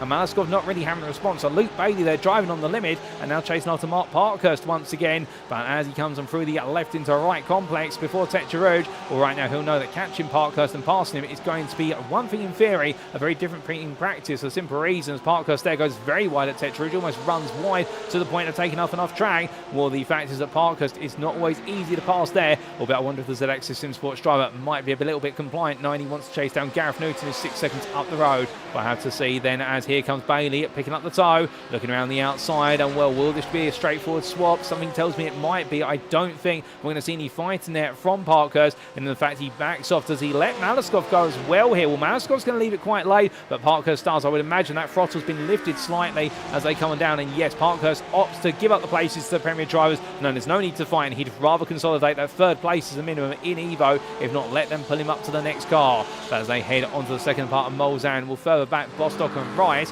while these two still racing together. And in front of them is Andre Montine, the Evo 5th place driver, and then he's got the 17th and 18th place Premier drivers behind him, and these three all together right now as they come on through and up towards what will be, excuse me, the second part of the Mulsanne straight, and onwards they'll go here. And will right now Montine just simply holding his line. Bostock coming out of line there to try and send a message to the accurate Evo driver, which is, look, I'm going to make my way through, just let me go here. And Bostock creeping forward little by little bit, similar top end speeds between these cars, and well, it will be a left into right here, so Bostock on the ideal line. He's going to go in under braking here. Montine's not going to make this easy for him. Too wide they come into the chicane, and in the end they're going to go too wide all the way through it, but Bostock around the outside there has to work for it, but lovely car control, and brings himself up another overall position there. And well, an important change that is, because he's now put the Evo driver between himself and Stuart Rice, and Rice wants to try and get back ahead as soon as he possibly can. But as they head in towards what will be the Mulsanne corner, those drivers have already cleared it. And in fact, making the way out of Arnage, that's your race leader, Mathew Croft, with a big slide there coming out of what was Arnage. And well, he has been pushing quite hard, albeit he owns the fastest lap of the race, a 4-minute 24.55, the fastest valid lap, I should point out, because the last lap done by Vincent Loader was a 4-minute 24.26, but it was invalid due to an off-track, and therefore, whilst it was faster, it was not legally faster. So right now, Mathew Croft pushing onwards, and Vincent Loader getting closer, but having to run at a limit and then above it in order to do so, it would seem, on that previous lap. But Croft feeling some pressure as he makes his way past our static cameras there. That gives you a sense of the speed they're carrying through the Porsche curves as they roar and throw, and well, quite fitting that they're running in Porsche machinery as they go for the aforementioned corners. Now the right into left here, this left-hander of course being the claimant of number of Porsches in the 24 Hours of Le Mans, perhaps most notably Michael Fassbender ended up in the inside wall on the exit of the Corvette curves in his GTE race in the 24 Hours of Le Mans, and that was all the way back, if my memory serves me correctly, in what was 2023. And well, if my memory does serve me correctly, because I was there when it happened. But right now, enough about me, more about what is our drive out and circuit. And as they roar the way on through in towards what is another lap, well, this will be their final tour of the circuit then under race conditions of race number 1 of the day. And right now it's Mathew Croft leading Loader, but Loader there setting the fastest lap of the race. It's valid. It's a 4-minute 23.81, the best part of 6.5 tenths faster than Croft. So Croft is under some pressure here, and can he hold on all the way to the end? Or that's the big question that we're about to get the answer to, because Croft right now has driven an absolutely brilliant race, but the problem will be in the fact that Loader has absolutely stripped time out of him on that previous lap, and that is going to be the time pressure that he's going to be under all the way to the very end. But meanwhile, we've had an off track for John Ludbrook as he makes his way up speed into the Corvette curves, and we can see the DXT Motorsports machine of Danny Veer taking it nice and easy to go on through. What exactly happened to Ludbrook is the question, and the answer is, here's the replay. And this was Ludbrook making his way for the Porsche curves. Initially, he had 2 off tracks back to back, I believe. Takes a lot of exit curbing there on the entry into the second part, and the car lets go there with the right-hand side tyres completely losing grip and having a lot of standing water. And then his subsequent off track would have been him turning the car around and putting it back onto the grass in order to get out of the way of all the field coming on through, as the field had to gradually negotiate its way on through. But Ludbrook being very cognizant of the fact that he was practically on the racing line there and not wanting to be in the way. But coming back to your live racing pictures, and down what is the Mulsanne straight they go into towards the first chicane. Croft versus Loader, and right now Croft still ahead, but Vincent Loader's got to be smart here in the fact he can't afford to go too wide with Croft all the way down the straight, because it won't gain him anything as we ride on board with the second place man for Sim Racing Team Lowlands, who's yet to score a victory in the Premier Class this season so far, but he is chasing one down right now, and well, Croft is there, we can promise you that, the gap being 9/10 at the start of this run down the second part of Mulsanne. There's still plenty more time out as he makes his way along, but the reason why he's got to be smart in the fact that here it's about what is 4 straights back to back, and the idea is you don't want to be leading going into them, you want to be leading coming out of them. It sounds really obvious, but what that means is you have to be smart in the fact you don't necessarily want to take track position off of your rival until you start to make your way down towards Indianapolis, and you want to do it at the right time if possible, ideally about 2/3 of the way down, because you've got enough momentum then that your rival can't tuck into your toe and gain the speed to come back at you before Indianapolis quarter. And also it depends on the setup of these cars. They will have gone for low downforce typically in the dry, but in the wet some drivers may choose to run a lot more rear wing than others, and that will have a big factor in terms of how the car handles and what top speed they can achieve in equal machinery, because remember they can only tweak the gearboxes between 3 major settings. Oh goodness me, Croft goes deep, so he goes very, very deep, and as he comes back on, well, Loader there has to give him the space to rejoin, and suddenly this battle for the lead is absolutely turned up to the maximum as Loader now leads. Croft is right behind him, and Croft showing what happens when you're given the toe then, making your way down the final stretch for Indianapolis, and the fact that right now Loader is looking one way, then the other. He does not want Croft to get anywhere closer in that slipstream, and right now Croft is absolutely breathing all that speed in as they come down towards Indianapolis corner. Well, here they go, ladies and gentlemen. It's going to be almost too wide there, but Croft thinks about it and then thinks again, and no, he's not going to be close enough, and he can't force the issue as they come down to the brakes. Into left-hand they go, and Loader right now drags the car through with Croft right in his rear bumper as they come outside left and in towards Arnage corner. Onto the brakes they go, looking up the inside to go Croft, but then again he hasn't got enough time and therefore backs off. But right now the Whiskey River sponsored machine from Sim Racing Team Lowlands is absolutely trying to hold on here. It's all in the limit, and Croft right now may be feeling as though this race win is slipping out of his hands, an important race win at that. But as they come in towards the Porsche curves, well, the gap is half a second. Will he be able to get close here? Will Loader be faster? He has been the faster of the two drives through the final third of the lap in what has been the last 4 laps back to back. And so in theory, at least, you would imagine that this would go the way of Loader, albeit under this pressure right now. It could be any well that as they make the way through the first part of the Porsche curves. You can see Loader running so close. Croft grazes the wall there, and I think that might just open the gap up to a second. It does, and right now Vincent Loader is absolutely delivering what he needs to, but runs a little bit deep into the Corvette curves. But that's not going to upset him. It'll keep the gap at 1.1 seconds, and right now it's only 4 corners between himself and potential victory in the first race at Le Mans. But as they come up towards what will be the 4 chicanes, then there you can see them. Loader pulls into the middle of the road, then back over to what will be the close racing line. Onto the brakes he goes, puts the car right in the middle. The checker flag gets ready to wave. But will it come the way of a Briton, or will it come the way of a Dutchman? Well, into the final 2 corners it goes, and it's looking all Dutch in race number 1, because Vincent Loader take a bow. He takes victory here at Le Mans, and you can see how happy he is. He takes victory over winning Premier header Mathew Croft, who'll be absolutely fuming for what is Z-Axis Sim Sports in losing out on the final lap. Third place will go to Dean Sheensby, and a brilliant and quiet drive there ahead of Peter Duke, who finishes full fighting his way through, and it'll be Christopher Starsmore who takes 5th ahead of an absolutely stuck in Nick Stubb and Ricardo Luiz Pereira, but they couldn't find a way through. Robin Milton takes a solitary 8th ahead of James Howarth, who muscles the Mustang up to 9th place. But wait for it, ladies and gentlemen, that's your top 9. But here coming through in 10th place right now, well, how it's turning, and well, it may not have worked out for Jan Usberg, but for Jan Nagy, he's going to take his first victory of the season in Evo for Nivels at Class Tech Racing. What a drive from him. Congratulations to him ahead of Ross Nordsweet and Scott Kostridge. Gareth Newton takes his best result of the season with 2nd place in Evo, 13th overall, and it'll be Luke Bailey, Christian Malaskov and Mark Parkhurst who returns to the Evo podium for Z-Axis Sim Sports for 3rd place in class. Would you believe it? It's an absolutely topsy-turvy end. Jim Fox and Rob McKee have drag race to line, but Fox is going to win that one ahead of Roll Turfcure, who returns to 4th in the Evo class. James Bostock completes your top 20. Next, John Ludbrug. We've then got Andrew Montine making his way to the line gradually as he comes on through for 5th place in the Evo class of Z-Axis Sim Sports. So once again, Z-Axis Sim Sport enjoying a great day here at Le Mans so far in race number 1 of the day. And well, he comes on through to take 22nd and 5th place in Evo ahead of Danny Veer, with them And Daniel Paul very shortly making his way into the rear of your camera shot. In fact, he will be the focus of the camera shot as he comes on round, as the Flatline Racing driver manages to stay ahead of Grant Miller, who had an off-track in the last couple of laps. That's dropped him down 25th, so Paul's 24th. Then it'll be 25th for Grant Miller. Denny Plurger will take 26th ahead of Adam Baker. And then it will be shortly Craig Tillotson in the Verano Academy Corvette that holds on ahead of Stuart Rice for 28th place. And then it will be Rob Gregg in 30th overall, won his 8th place there in the Evo class as he comes to a crawling halt very shortly, and there he is as he makes one through in a very bruised and battered Acura NSX Evo. In fact, I don't think that car was able to make the final chicane, but I think it will still be counted as finishing, and then we will have in due time a couple more drivers coming through, including what will be Jan Östberg, as well right now it's all gone wrong for this man in the Premier class. It was looking to be a good top 5 start, but it all went backwards with a major bit of contact coming through the second of the Mulsanne chicanes in the early stages. He went to the pits, and in the end he's recovered to 31st, but you'll know he's got even more work cut out for him now in the second race of the day. And then we do have 2 more cars still to finish this race on the lead lap, and one of them is James Fraser, as he's had a bit of an excursion into the grass at the Corvette curves, but he's bringing it back together. I think he's had a bit of a nightmare lap from what I'm hearing in my ear with regards to about 3 or 4 different incidents he was involved in, I think of his own volition, but the point being that this is not a happy end to his race.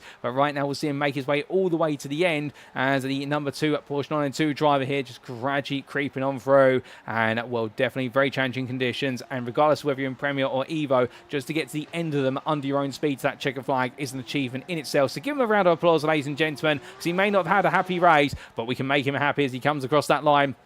He'll take what is 9th place in the Evo class, 32nd overall, and then it will be a long way back. And well, how did it all happen? We saw the instant that mistake was the Dunlop chicane and the subsequent contact between himself and Stuart Rice. Well, for Wesley Van Rens, what was looking to be a locked-on run to the podium in the Evo class, in the end, it is going to be a 10th place finish in the class and 33rd overall. And this will be heart-wrenching for the man who knows that Grant Miller was so far back that all he needed to do was finish the race to move away from his championship rival. But if anything, it's gone the other way in this race, and Wesley Van Rens will come to line then to take the final lead lap finishing position, with Charlie Stoffard and Steve Rubino finishing a lap and 2 laps down respectively, 34th and 35th in race number 1 at Le Mans in Split B.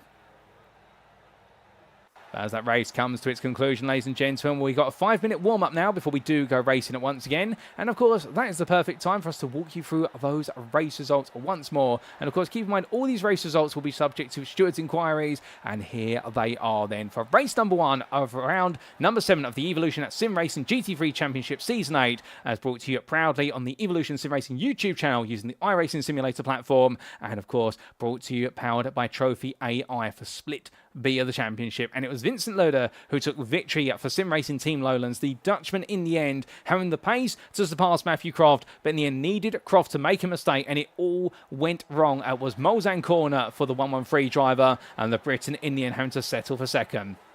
Still, he'll be fuming, he'll be kicking himself after that one, but he'll also be thinking to himself, you know what, all things considered, it's a second and my rivals finished much further behind, and therefore it's some great points to be gained. There's an Exodus Sports driver in second ahead of Dean Sheesby for the Moonshiners Racing Club, who took a 3rd place there, and a bit of a quiet race. We didn't talk too much about him, but the Premier driver, to be fair, just getting his head down and getting the job done to return to the podium. Peter Jute was 4th for DDK Racing Team, and after a slow start, picked up the momentum in the 177 there, enjoying a great run midway through the race. And there's Christopher Starsmore in 5th there for Simcast Racing UK in the Ferrari that refuses to finish outside the top 5. Nick Stubb was 6th for Vulcan Fasters by Glass Tech Racing. In the end, had to fight his way through after a challenging qualifying session, but a great drive there ahead of Ricardo Luiz Pereira, and more the Premier Championship leader, losing some key points for the Vulcan Motorsport Silver team. But something tells me he'll refer to this race as damage limitation for the simple reason he is not enjoying these conditions as much as some of his rivals, and therefore he's just got to get some points on the board. Robin Milton, 8th there, the privateer. A good drive from him in the 155 ahead of James Howarth, and the DXT Motorsports driver there completing the run of Premier drivers with 10th place, going to Jan Nagy for Nifels at Glass Tech Racing. And what a drive for the Swede to take his first Evo victory of the season, and to do it in such style as well and without a mistake. Ross Norsworthy there in 11th, best of the rest for Simcast Racing UK ahead of Scott Kostrich, with the Carme GP2 Porsche drive finish ahead of his teammate Gareth Newton. But what a performance from Newton as well. Run up in the Evo class, he'll be absolutely ecstatic about that. And it'll be Luke Bailey for Team KXR and Christian Malaskov for Rhino Academy completing your top 15. And it does mean that Christian Malaskov has earned himself the right to be on pole position for race number 2 of the day. But as we carry our way on through, we'll continue to what is our third place finisher on the Evo podium, and he finished 16th. Mark Parkhurst for ZX's Simsports. A brilliant drive from him as well in the number 31, and returning to the podium there after what's been a drought of podiums in recent rounds. Your top 20 was completed by Jim Fox, Rob McKee, Roald Turf Curier, and James Bostock, with the Kame GP2 Porsche driver finishing 5 seconds ahead of his teammate John Ludbrook. And further down the order, of course, we did have what was the unfortunate retirements of a couple of drivers, and they were, well, not retirements, finishing laps down, we should actually say, and it was 2 laps down to 34th place finisher Charlie Stoffard. After that great pole lap in the Evo class, it all went wrong early on, and Steve Rubino there for Hobo Racing at 5 laps down at the finish. But going on to the individual class finishing positions, starting with the Premier class, and as we can see here, looking all the way back up to the top, well, it was in the Premier class Vincent Loader who took that victory for Sim Racing Team Lowlands, and what a drive ahead of ZX's Simsports from Mathew Croft. Dean Sheesby in third place there, rounding off that podium for Moonshiners Racing Club, ahead of Peter Duke for DDK Racing Team, and Krista Starsmore there, completing the top 5 run for Simcast Racing UK. Nick Stubb, Ricardo Luiz Pereira, Robin Milton, James Howarth and Ross Norsworthy completed your top 10, with Scott Kostrich in the 11th place and missing out by the best part of 4 seconds, but keeping Luke Bailey at bay, and the Team KXR driver in turn fended off the Challenger Christian at Malaskov, who took 13th in Premier. It was then Jim Fox and Rob McKee who completed the Premier top 15, and behind the DXT Motorsports driver, it was Kame GP2 Porsche's pair of Bostock and Ludbrook, with Danny Veer, Denny Ploger and Adam Baker completing the Premier top 20, and then Craig Tillerson and Stuart Rice 21st and 22nd, and that was your running order there for the Premier drivers.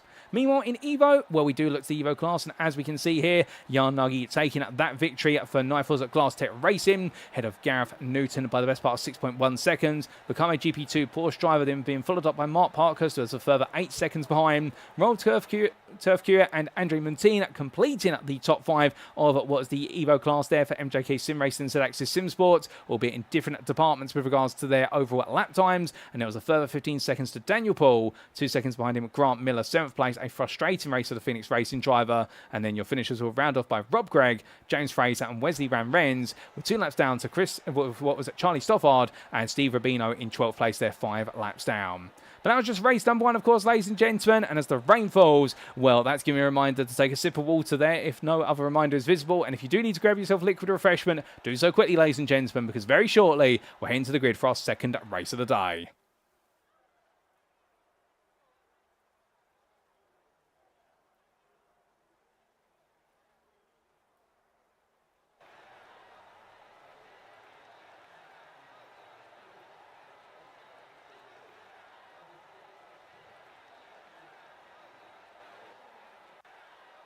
Well, here we go then. Once again, ladies and gentlemen, we've had race 1, and now it's time for another 30-minute exploration. And this time, they line up as follows. So what is race number 2, round 7 of the championship. It's Christian Malaskov who lines up on pole position with the top 15 inversion. The Verano Academy driver, we joined in the company of Luke Bailey for Team KXR, and Bailey came on strong midway through what was the first race of the day. Can he potentially get a good start to this one and run away with it? Gareth Newton will start on pole position for the Evo class for Kame GP2 Porsche, knowing that runner-up spot in race number 1, the class could now firmly translate into a victory in race number 2. But of course, he's got himself, and when Scott Kostrich, Kame GP2 Porsche, starting 4th, Ross Norsworthy in 5th place for Simcast Racing UK, and in Jan Nagy, your 2nd place driver, your winner of race number 1 for the Evo class for Nifels at Glass Tech Racing, all to contend with as they make the way away from the 2nd and 3rd rows of the grid respectively. On row at number 4, it will then be the combination of James Howarth of DXT Motorsports and Robin Milton, the privateer, and Milton will be looking to try and make his way through. Had a slow start to race number 1 and couldn't find his way through, but could this one be different? With Ricardo Luiz Pereira behind him for Vulcan Motorsports Silver, and your top 10 completed by Nick Stubb for Vulcan Fastest by Glass Tech Racing. Krista Starsmore starts in 11th for Simcast Racing UK, and he'll find himself in the firm company of Peter Duke for DDK Racing Team. Then it'll be Dean Sheesby for Moonshiners Racing Club, had a brilliant drive in race number 1. Can he make it 2 podiums back to back? He's got the company of Mathew Croft at ZX's Simsports, who will have a win to try and prove to himself, and Vincent Loader, your winner of race number 1, starts 15th for Sim Racing Team Lowlands. He's joined on the 8th row of the grid by Mark Parkhurst for ZX's Simsports, and then row number 9 is made up of Jim Fox for Sim GP2 Porsche and DXT Motorsports Rob McKee, and behind them on completion of the top 20 it'll be Roald Turf Curier for MJK Sim Racing, and what is James at Bostock for Kame GP2 Porsche. Outside the top 20, we've still got some more rows to go. On row number 11, it's going to be John Ludbrook for Carme GP2 Porsche, head of Andrea Montein for ZX Sim Sports. Danny Veer starts today in this race, 23rd for DXT Motorsports, head of Flatline Racing's Daniel Paul, with row number 13 going to Grant Miller for Phoenix Racing and Denny Plurger for MJK Sim Racing. Then it'll be Adam Baker for Ellis Racing B27th, ahead of Craig Tillison for Arno Academy, with your top 30 completed by Stuart Rice for Blue Skies Esports and Robert Gregg for Moonshiners Racing Club. On row at number 16, it'll be Jan Osberg for Nifels at Glass Tech Racing, ahead of James Fraser for Moonshiners Racing Club. On the final full row of the grid, it'll be Wesley Van Renz for Racing League Hub 9. He's got it all to do in this race, ahead of Charlie Stoffard for Team KXR. And last but not least, it'll be Steve Rubino, 35th on the grid. Well, that's how they all line up, ladies and gentlemen. And we are not too far away from going out racing for the second time today.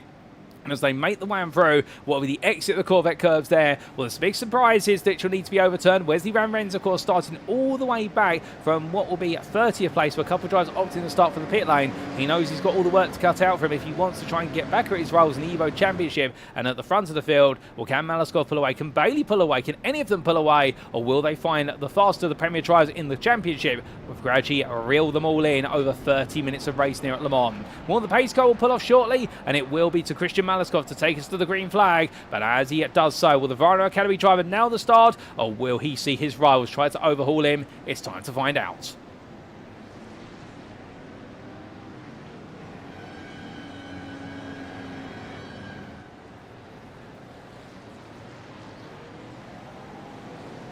And it's lights out and away we go for the second race of the day as Christian Malaskov gets a weak start there, as you can see, struggling to get some grip, and Luke Bailey the same as they make the way through. Gareth Newton gets the best start of the top three as they come in towards turn number 1, but the Rhino Academy driver finally gets the throttle down, and as they come in towards turn number 2, I suspect it's a wetter circuit compared to race number 1, and they've got to get the tyre temperatures again. Newton goes on quite straight there, but misanticipating his brakes, but he manages to get stopped in time for the chicane, and once they all make their way through, however, right now, side by side with what is there, I believe, Nagy, who goes round the outside of him, and they're able to survive that side-by-side moment as Nagy making a great place there, back into 6th place as Howarth got the launch in him at the start. Here comes Luiz Pereira up the inside as Howarth there leaves the door open, and right now the Premier Championship leader absolutely trying to pounce as quickly as he possibly can. We have had a spin for Daniel Paul, also for Dean Sheesby further back. We'll try and get a replay of that when we can, but it's been some description of incident, and all the drivers making the way through right now. Well, it does seem as though most of the field has made its way into Tetra Rouge as Robin Milton runs quite wide there, and that's going to be an off-track, if not an automated slowdown they have to contend with, but they roar the way into the Mulsanne for the first time in this race today. Christopher Starsmore, meanwhile, trying to look for an opportunity to squeeze his way around the outside,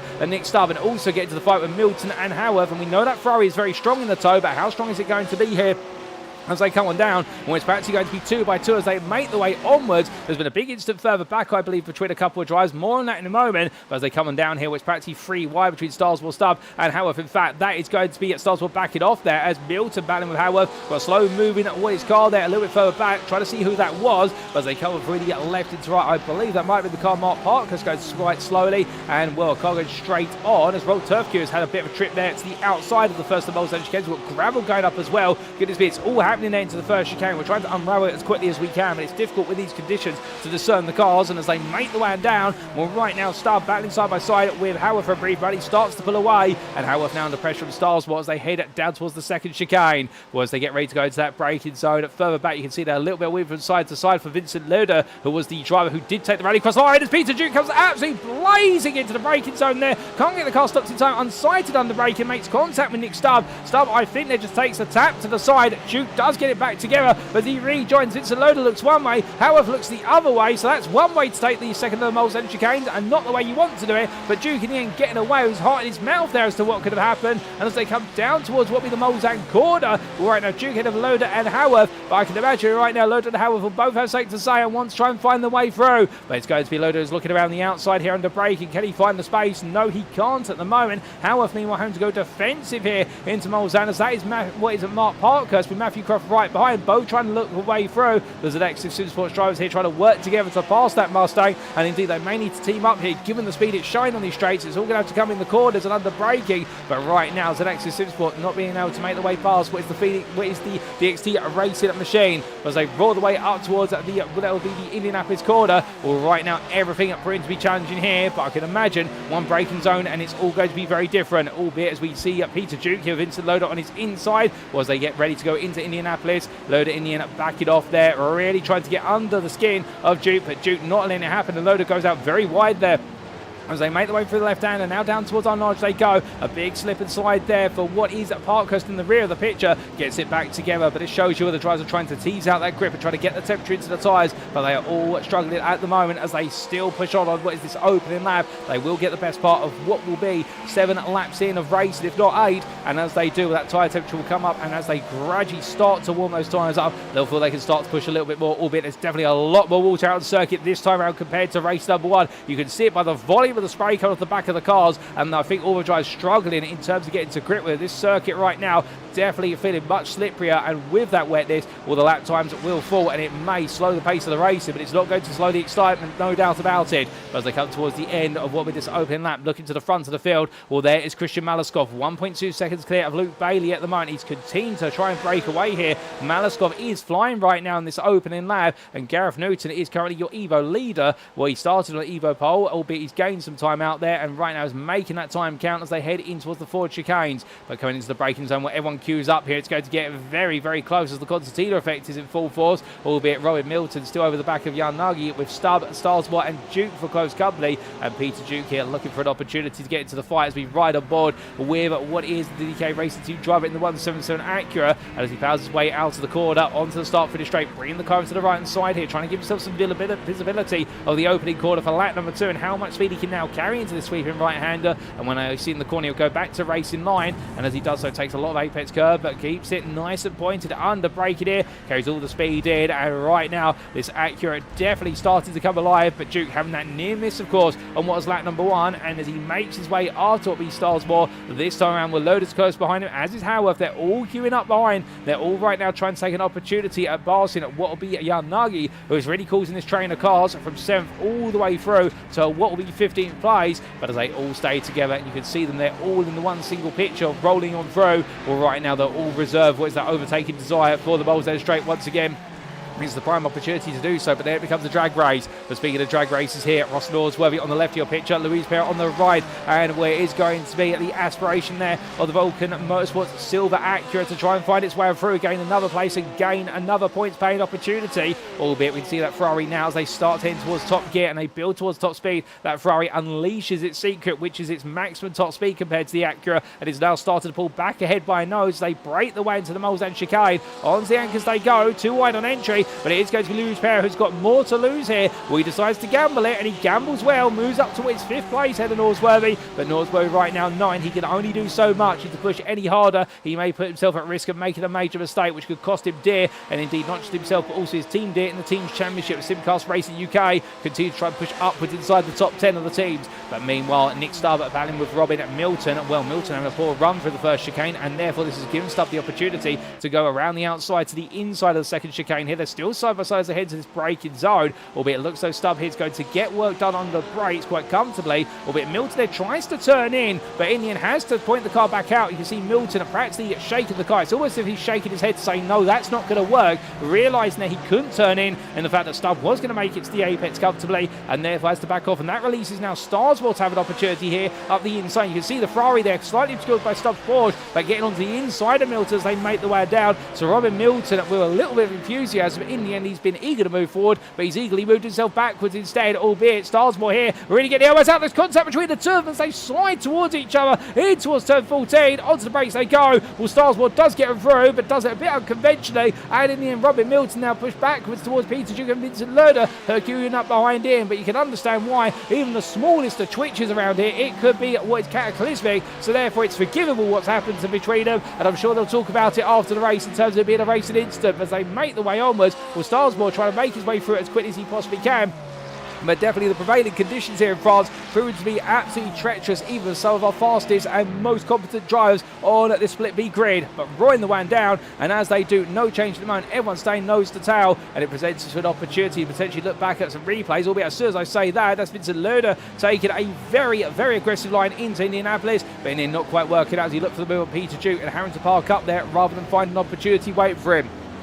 Through the right-hander and RG goes, and as he does so, well, we have had a change of position between Nick Stubb and Jan Nagy for what is 7th place overall, with Nagy dropping the place to Stubb, and that was into Indianapolis. That was slightly off camera, but side by side here, Loader and Duke once again, and right now the Dutchman trying to power his way around the outside to get to the inside of the Porsche curves. He is going to do it by the looks of things, but will Duke let it go here? We'll have to see as they go too wide then into the right hand, and there's a bit of a door tap between the two of them, and in the end, well, Loader does get it done. He gets it stopped in time, and Peter Duke right now absolutely digging it as much as he possibly can, but as much as he's digging, he's not digging enough, and therefore his rivals are finding the way through. But as they come in towards what will be the Corvette curves right now, is an absolutely huge queue, and at the front of it is Jan Nagy. What is your second place Evo driver, class winner in race number 1, and right now I think there's a bit of frustration brewing here because he wants to chase after Gareth Newton, the class leader, but the problem is all he's been doing is swarmed by Premier drivers who want to get past him as in the foreground. Oh, is that Peter Duke into the wall? Yes, it is, and up the inside, in towards the first and fourth chicane. You don't pass here in the wet, but Nick Stubb says, yes, I can, and he goes up the inside, he gets it done, and Nick Stubb right now, does he make the apex? He just about does. There's contact, and it sends Norsworthy round. Ross Norsworthy goes sideways and out the way. He gets ejected stage left, and well, Nick Stubb and Ross Norsworthy having a coming together there. Norsworthy won't be too pleased about that, and look how the field now builds up behind Stubb as they go on to lap number 3. It's absolute chaos, but right now the challenge is, can anybody find their way past Nick Stubb? As you can see, looking around the outside of Nagy is Loader. Vincent Loader absolutely attacking. He's going to go all in into the inside of the second part of the Dunlop chicane, but in the end, by running on such a tight line, all he's going to do is offer Christopher Starsmore an opportunity to go around the outside of him, going down into turn number 4. Well, under the bridge they go, through the sweepers, and then it will be into Tetra Rouge, and Loader gets back into Starsmore. It's absolute pandemonium between these drivers right now. They're all so eager to come through, and that's what the top 15 does. When you invert the top 15 for race number 2, the faster drivers need to find their way through, but they need to do it cleanly, and that's the hard part here, is find the smart way through, particularly in these wet conditions. As we see Nagy running wide there, that's not going to help him on his run onto the Mulsanne straight, and a lot of drivers right now still struggling for the grip. These track conditions are not getting any better. If anything, I'd say they're getting worse in terms of the grip levels remaining on the circuit, and I think all the rubber that was down in race number 1, it's been very quickly washed away by the time we got to race number 2 of the day. As Loader right now, Simon Nagy and Starsmore trying to hedge his bets on one of these. He's going to hedge his bets behind Loader there, the Ferrari driver, potentially looking to make it 3 wide. Surely he's not going to go through the middle of the pair of them. I think he was thinking about it and then thought to himself, that door is closing, I'm not going to fit in there without sending both drivers away from me, and therefore, well, Loader comes through, Starsmore does as well, and Nagy right now, I think, started to think to himself, you know what, I don't want to play a role in this battle anymore, I don't want to be a part of it even, I just want to let them go. And I think if he is thinking that, it's a sensible decision, because the problem is right now, he's just putting himself up to risk of losing more time to Newton, and Newton running in third. He's a long way up the road, is Gareth Newton, and enjoyed himself right up there, I can tell you that. But as they make the way down, well, here comes Mathew Croft then, and Croft now looking for an opportunity to try and cover through, as he's going to look to the inside here into the second of the chicanes. Nagy comes across, and the two come together into the barrier, and as they do, well, Nagy's gone sideways on down. That car's going to slide into the chicane, and surely it's not going to be tears in. No, it hits the wall just as it comes on down, and well, that's going to be Jan Nagy's. Oh my goodness, and it's all gone wrong there, as that is, I believe, the car of Danny Veer that's come through. Jim Fox as well has made his way to the scene of the incident, so Fox in a wounded car, and there's even more coming on as they all queue up behind. Where's Veer's car that just ends up careening into the middle of the road. Car bouncing up onto 2 wheels there. Couldn't quite see who that was. I don't think it was Jan Usberg. I think he was able to avoid most of it. No, I don't think he was. I think for what is the Nifels and Glass Tech Racing team, the 2 Swedes have had it all go wrong for him, and it's gone wrong again for Jan Usberg. At the same corner, it went wrong in race number 1. It's gone wrong in race number 2, and the Nifels and Glass Tech Racing machine is limping sideways here, and he's trying to keep it going, but I think that car's only going one way, and it's going for a long tow to the pit. But meanwhile, whilst all that's happened, we look back up the field, and Vincent Loader right now with Christopher Starsmore side by side with him. Well, Starsmore's looking once, he's looking twice. Is he going to look a third time here? And well, Loader right now forcing Starsmore to be very inventive here, and you can feel the red mist is descending between these two. Christopher Starsmore right now is not happy with the way he's been held back here. Not to say Loader's doing anything illegal right now, but in the fact he wants to make progress, because he knows as well the fact that with Ricardo Luiz Pereira having a difficult race number 1, and he's only a little bit further up the road, that his chase for what is second place, if not a victory in the championship, is being held back here by the Flying High Dutchman as they make the way out of a large corner. And well, in these conditions, already frustrated for a number, as Peter Duke there takes a trip wide at Arnage and almost runs his way to the tyre exit barrier, but thankfully avoids it. Well, right now, Stars won a number of them. I think they've got to just try and figure a way to get through the rivals and cool the things things down, because when you start to get red-tempered, that's when the mistakes come again. But as he makes his way through in towards the Porsche curves, he's got the best part of 8 attempts now to think about how he's going to approach this. He knows he can pass Loader, but he's got to think about how exactly he is going to do it, because Vincent Loader right now is very aware and alert to the likes of the Ferrari 296 driver and the ways he tries to make the moves, and Loader is proving to be a forward in many a driver's side, and well, we love to see some great defensive drive from the Dutchman, no doubt about it.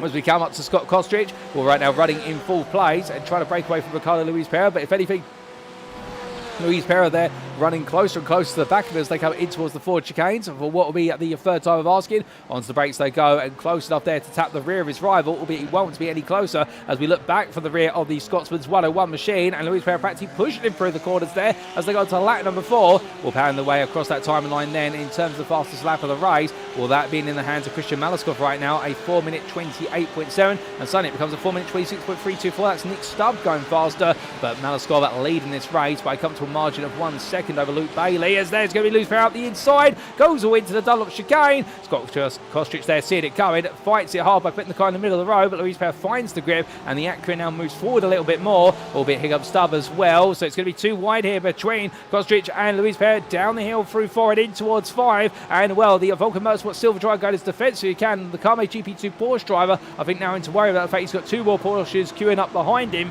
and what a trio of Porsches making their way in towards the Tetra Rouge. It's going to be a brilliant drag race here, and it's going to be the scream of 6 cylinders all the way to the first chicane, albeit Stubb's going to go very wide, and that's going to release him out of the way, and that's going to enable Vincent Loader now to try and make a move up the inside and then into the draft of what we Kostrich, but making the way on down, roaring the way on through, and as they do, they'll form back into a line as quickly as they left it, because as they do, they'll want to try and pick up as much speed as possible, and Luiz Pereira right now under pressure from Kostrich. Kostrich going one way then the other. It's a switch back to the inside here from Kostrich, as he puts it to the inside now. Luiz Pereira's got nowhere to go. You can see there Loader thinking about trying to go to the inside. Luiz Pereira now swings back to the inside in turn as Kostrich covers him off under braking. In towards the chicane they go, and well, Kostrich gets back ahead for now. This fighting will open up a gap of 5 seconds to Gareth Newton as they get to the halfway point of this race. Still 15 minutes plus the final lap to go, and it's getting absolutely brilliant out there as Luiz Pereira gets the better run out of the chicane. That'll put him side by side with what we Kostrich, but Vincent Loader also coming on through, so as they make the way on through, it's going to be 3 wide. Surely, no, it's 4 wide now as they make the way on down here. Well, in fact, the camera in the end suggests it's 4 wide. It's 2 wide. It's 2 by 2 they go. This isn't Noah's Ark, and we're not getting the flood here, albeit it feels biblical with the way they're racing. And as they come down in towards Bolzan for chicane number 2, well, Loader right now versus Luiz Pereira. He's on the inside, and the sim racing driver from the Netherlands is absolutely holding and hooking in tight there, and he takes the place of Luiz Pereira. My good lord, for one moment it was 4 wide for a brief moment, and Loader makes his way through in the end, and now Luiz Pereira has got Stubb and Kostrich over the back of him as they head up towards what we Bolzan. Swings the outside here. Now Stubb wants to play. He says, you know what, if one Porsche can do it, let's do it again. And as they come on down here, it's going to be side by side between them heading towards Bolzan corner, but the problem is there's a kink on the way now, and there's only one way to break into it. Well, they're going to try and go 2 wide here. Luiz Pereira backs off there. He knows on that inside line the car's going to point sideways, and it's going to go straight onto the path with Stubb, so in the end he's got to back off. Stubb playing that absolutely spot on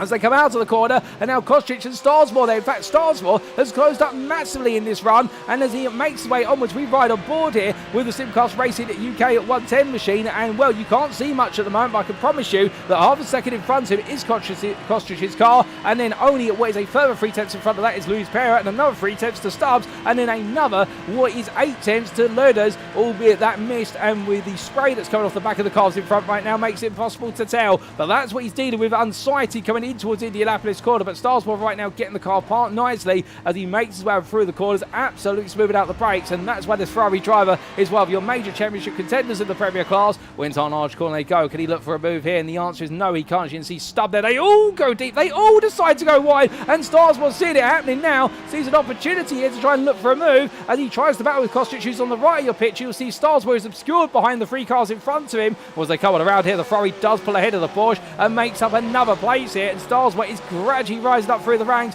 and this means a lot to him. You can understand why Starsmore is pushing as much as he is. He wants that championship crown. He wants to hunt it down. He knows that this round, much like any other, but as we're running out of rounds, he's got to pick up the points and make sure Luiz Pereira cannot break away anymore, that he cannot gain the championships any more gains, and it will put him in a comfortable region coming towards the season finale at Monza in only what is 3 weeks time. As they come on through, where's the Porsche into the Corvette curves? Well, right now Starsmore pushing it to the limit, but let's not forget about this man around at the front of the field, is also doing himself an absolute brilliant service here, and I can imagine that down in the garage right now, the fingers and toes will be crossed for what is the Vrana Academy team, particularly for Christian Malaskov, who are leading by a second over Luke Bailey. Well, right now, the Vrana Academy driver here is absolutely looking to be running on rails, but Bailey is matching for pace, and in fact, getting close at the end of that lap, Bailey was the best part of what was half a second faster, if not more, so therefore, right now, Luke Bailey is on the attack here, and Malaskov will know that he's going to be locked into a fight here all the way to the finish. As he comes up towards the braking zone for the Dunlop chicane once again, well, the one thing he does have to his advantage is the fact that he is the race leader, albeit if he makes mistakes like that, he won't be leading for long. We're going to say he can dictate the pace, and what he can essentially do is force Bailey to have to run his wheel tracks and drive off the racing line. But right now, Bailey getting much closer as Malaskov making a small error, but it turns into a big one at the Dunlop chicane, running wide, almost picking up an automated slowdown for running out as wide as he did, but getting away with it that time. And he's got Gareth Newton on the back of the pair of them, and Newton is your Evo leader, and right now Newton enjoying an absolutely happy run out there as he makes his way on through. But speaking of other happy runs out there, well, a big news story, third place in Evo, yes, it's Wesley Van Rens. You're looking at him right now, he has come all the way through the field from starting at the very back of it and at the bottom of the Evo class to make his way all the way up to 18th. We haven't really charted that story given all the action that's been happening further up, but Van Rens right now is definitely flying up there. He's got Rob Gregg and Grant Miller behind him, albeit by a sizable gap of 2 and a further 3 seconds respectively. But right now, Van Rens is absolutely on a mission here and trying to recover everything that went wrong in race 1. But from them, as we come back to what will be at the battle for 6th place, well, this is Starsmore versus Luiz Pereira, and Starsmore right now trying to come through. This is the battle of the two title titans as they come down. Luiz Pereira getting the better run into the braking zone for the first of the chicanes down the straight. Through the right into the left they go, and as they do, nothing between them. But look who's also emerging. That's Mathew Croft, who's just found his way past Scott Kostridge, who's taken the rallycross line there through the Moles and chicane. I think going on deep. But the point being, we now have the top 3 of the Premier class in the championship, all separated by what is only a couple of seconds. And if Croft can get involved in this battle, well, I can imagine there's going to be sparks flying every lap to the very end. But right now, Luiz Pereira trying to hold off Starsmore here, trying to stop the leaks as they make the way down to the braking zone. Starsmore looking around the outside here onto the anchors. He'll go then into the second chicane. Too wide they enter. He turns into Starsmore. Luiz Pereira's there. Can he get it to the apex? Yes, he can. Starsmore gets ahead for now, but Luiz Pereira will now look to cut them back as they battle. They tussle. There's a bump or two between them, but the bodywork stays strong. And onwards they go. Starsmore, and again, just doesn't get the traction down. The Acura, having the better traction control for the WED, is able just to sneak back ahead, and that 137 is absolutely flying. But the Ferrari on the straights, it's such a beast there with a 6-cylinder turbo engine, much like the twin-turbo V6 3.5 litre of the Acura. And as they come down, it's the battle of the 6 cylinders, but it's going to be the Acura that holds on into Molzak corner, but we've still got one more straight, and behind them there is Mathew Croft. Croft is coming up quickly. He's now 2.5 seconds off the back of this in the 113, and I think his eagerness to close up runs a little bit deep there into Molzak corner, but that's not going to stop him. It's not going to blemish him from going on a charge here as they roar onwards and down. What will be at this next stretch they go in the distance. That I believe is Roll Turfcure, who is second place in Evo, has had a bit of a run wide there coming out of Molzak, but he's put it back together and he's got plenty of time to Wesley Van Rens, so it's not going to upset him too much. As meanwhile, well, Luiz Pereira versus Starsmore, here they go then in towards Indianapolis. Is there going to be an opportunity?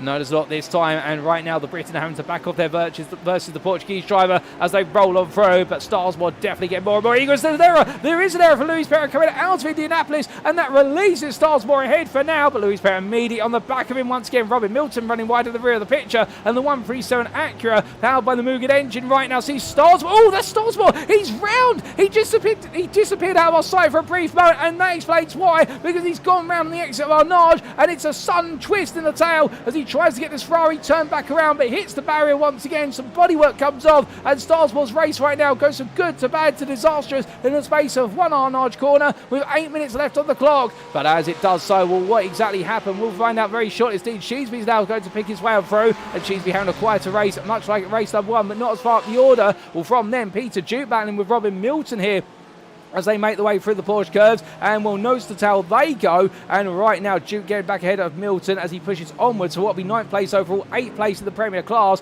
But the question we've all got on our lips is what exactly happened to send Starsmore round, and well, the answer to that is we'll get it very shortly, because Starsmore having a big spin, and well, without further ado, here it is, ladies and gentlemen, and well, we are going to start off with the run down the Molzak, and this is what really built up to it in terms of their fighting. In fact, we've come a bit too far back in terms of the footage, but what we can do is in fact then make our way back up to the time because they were fighting side by side. And come the end of it, this was into our large corner. Onto the brakes they went, and as they did, Starsmore tried to hold his position, goes around, and then he gets the power down, and the car just lets go on the rear axle there, and too much drive for the rear wheels, oversteer on plenty on the power, and that's what sent him on around. And well, from that then we come back to what is your live racing, and it's all gone wrong. There's Matt Hunter in the YouTube chat. I could imagine he'll be holding his hands on his head for his teammate, and well, from them we haven't got long left in this race, only another 7 minutes to go, and Gareth Newton meanwhile trying to hold on for third place overall as Vincent Loader there almost loses it under braking into turn number 5. My good lord, Vincent, calm it down. Surely he's not going to hear me, he's not going to calm it down at all, but that shows you how hard the 133 driver is pushing right now, in the fact he's trying to come through to be on the overall podium, and if he gets past Newton he will be on the overall podium, but he's absolutely attacking. And keep in mind that he is caught up to this pack, and he has still got this lap plus most likely another lap to go.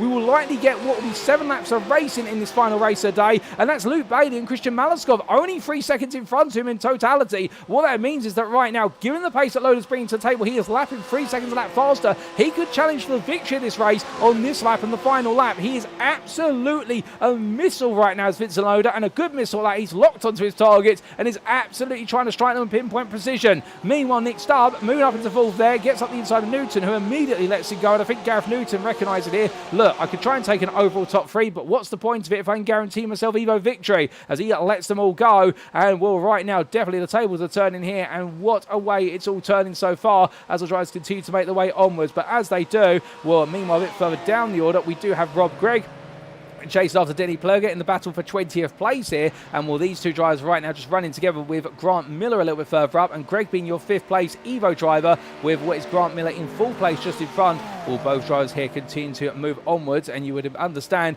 in the fact they want to bring those points home, given the way we've seen such a high rate of attrition for drivers in this race compared to the first race, in the fact that we do have what is 6 retirees so far, and in all of those retirements, what we have also seen the fact we have had 2 of our Evo drivers retire from it, which has been very unfortunate. And well, as our drivers continue to push onwards, well, more to come surely as they make the way down. And well, as we do see here, what is Greg staying firmly in the draft of what is his rival Denny Plurger, and Miller leading them both on from them as they make the way down the stretch. No change at the moment, but I can imagine this is going to be just as much about setting up the run through the second chicane and in towards Molesag corner as it is about trying to look for a move immediately here as they head into that braking zone. But through the left and into the right, that's the car rejoining, and that is Ross Norsworthy, I think, who's had a bit of an excursion, but does rejoin there as he brings himself back together, albeit that's going to be a slow rejoin, and well, he's going to lose a lot of speed here as he gradually builds up the speed. Grant Miller's going to look around the outside, so Norsworthy had a bit of a trip to the gravel. Many have done that on the Molesag chicane today. He's not the first. I'm sure he won't be the last before all is said and done, but behind them, you can see Plurger and Greg swapping places as always. Plurger going a bit slow there. I wonder if he's picked up an automated slowdown penalty for an off track. It's not uncommon to do so. If you run slightly wide at these chicanes, you can very quickly find one. Norsworthy going deep there. Miller just following him through. Well, that's where they're going to stay for now, but no change between them. But from them, let's look back to the front of the field, and here's your race leader as he comes out of Arnage. He's got one more lap to go after this one. Luke Bailey's 1.7 seconds back, and well, Vincent Loader is now only 6 tenths, if that, behind. Nick Stubbs also closed up as well, so this top 4 is coming together. A bit further back is Gareth Newton, the 5th place driver overall, but Evo leader, and Newton right now doesn't really want to play a part in this. I think he might eventually have to,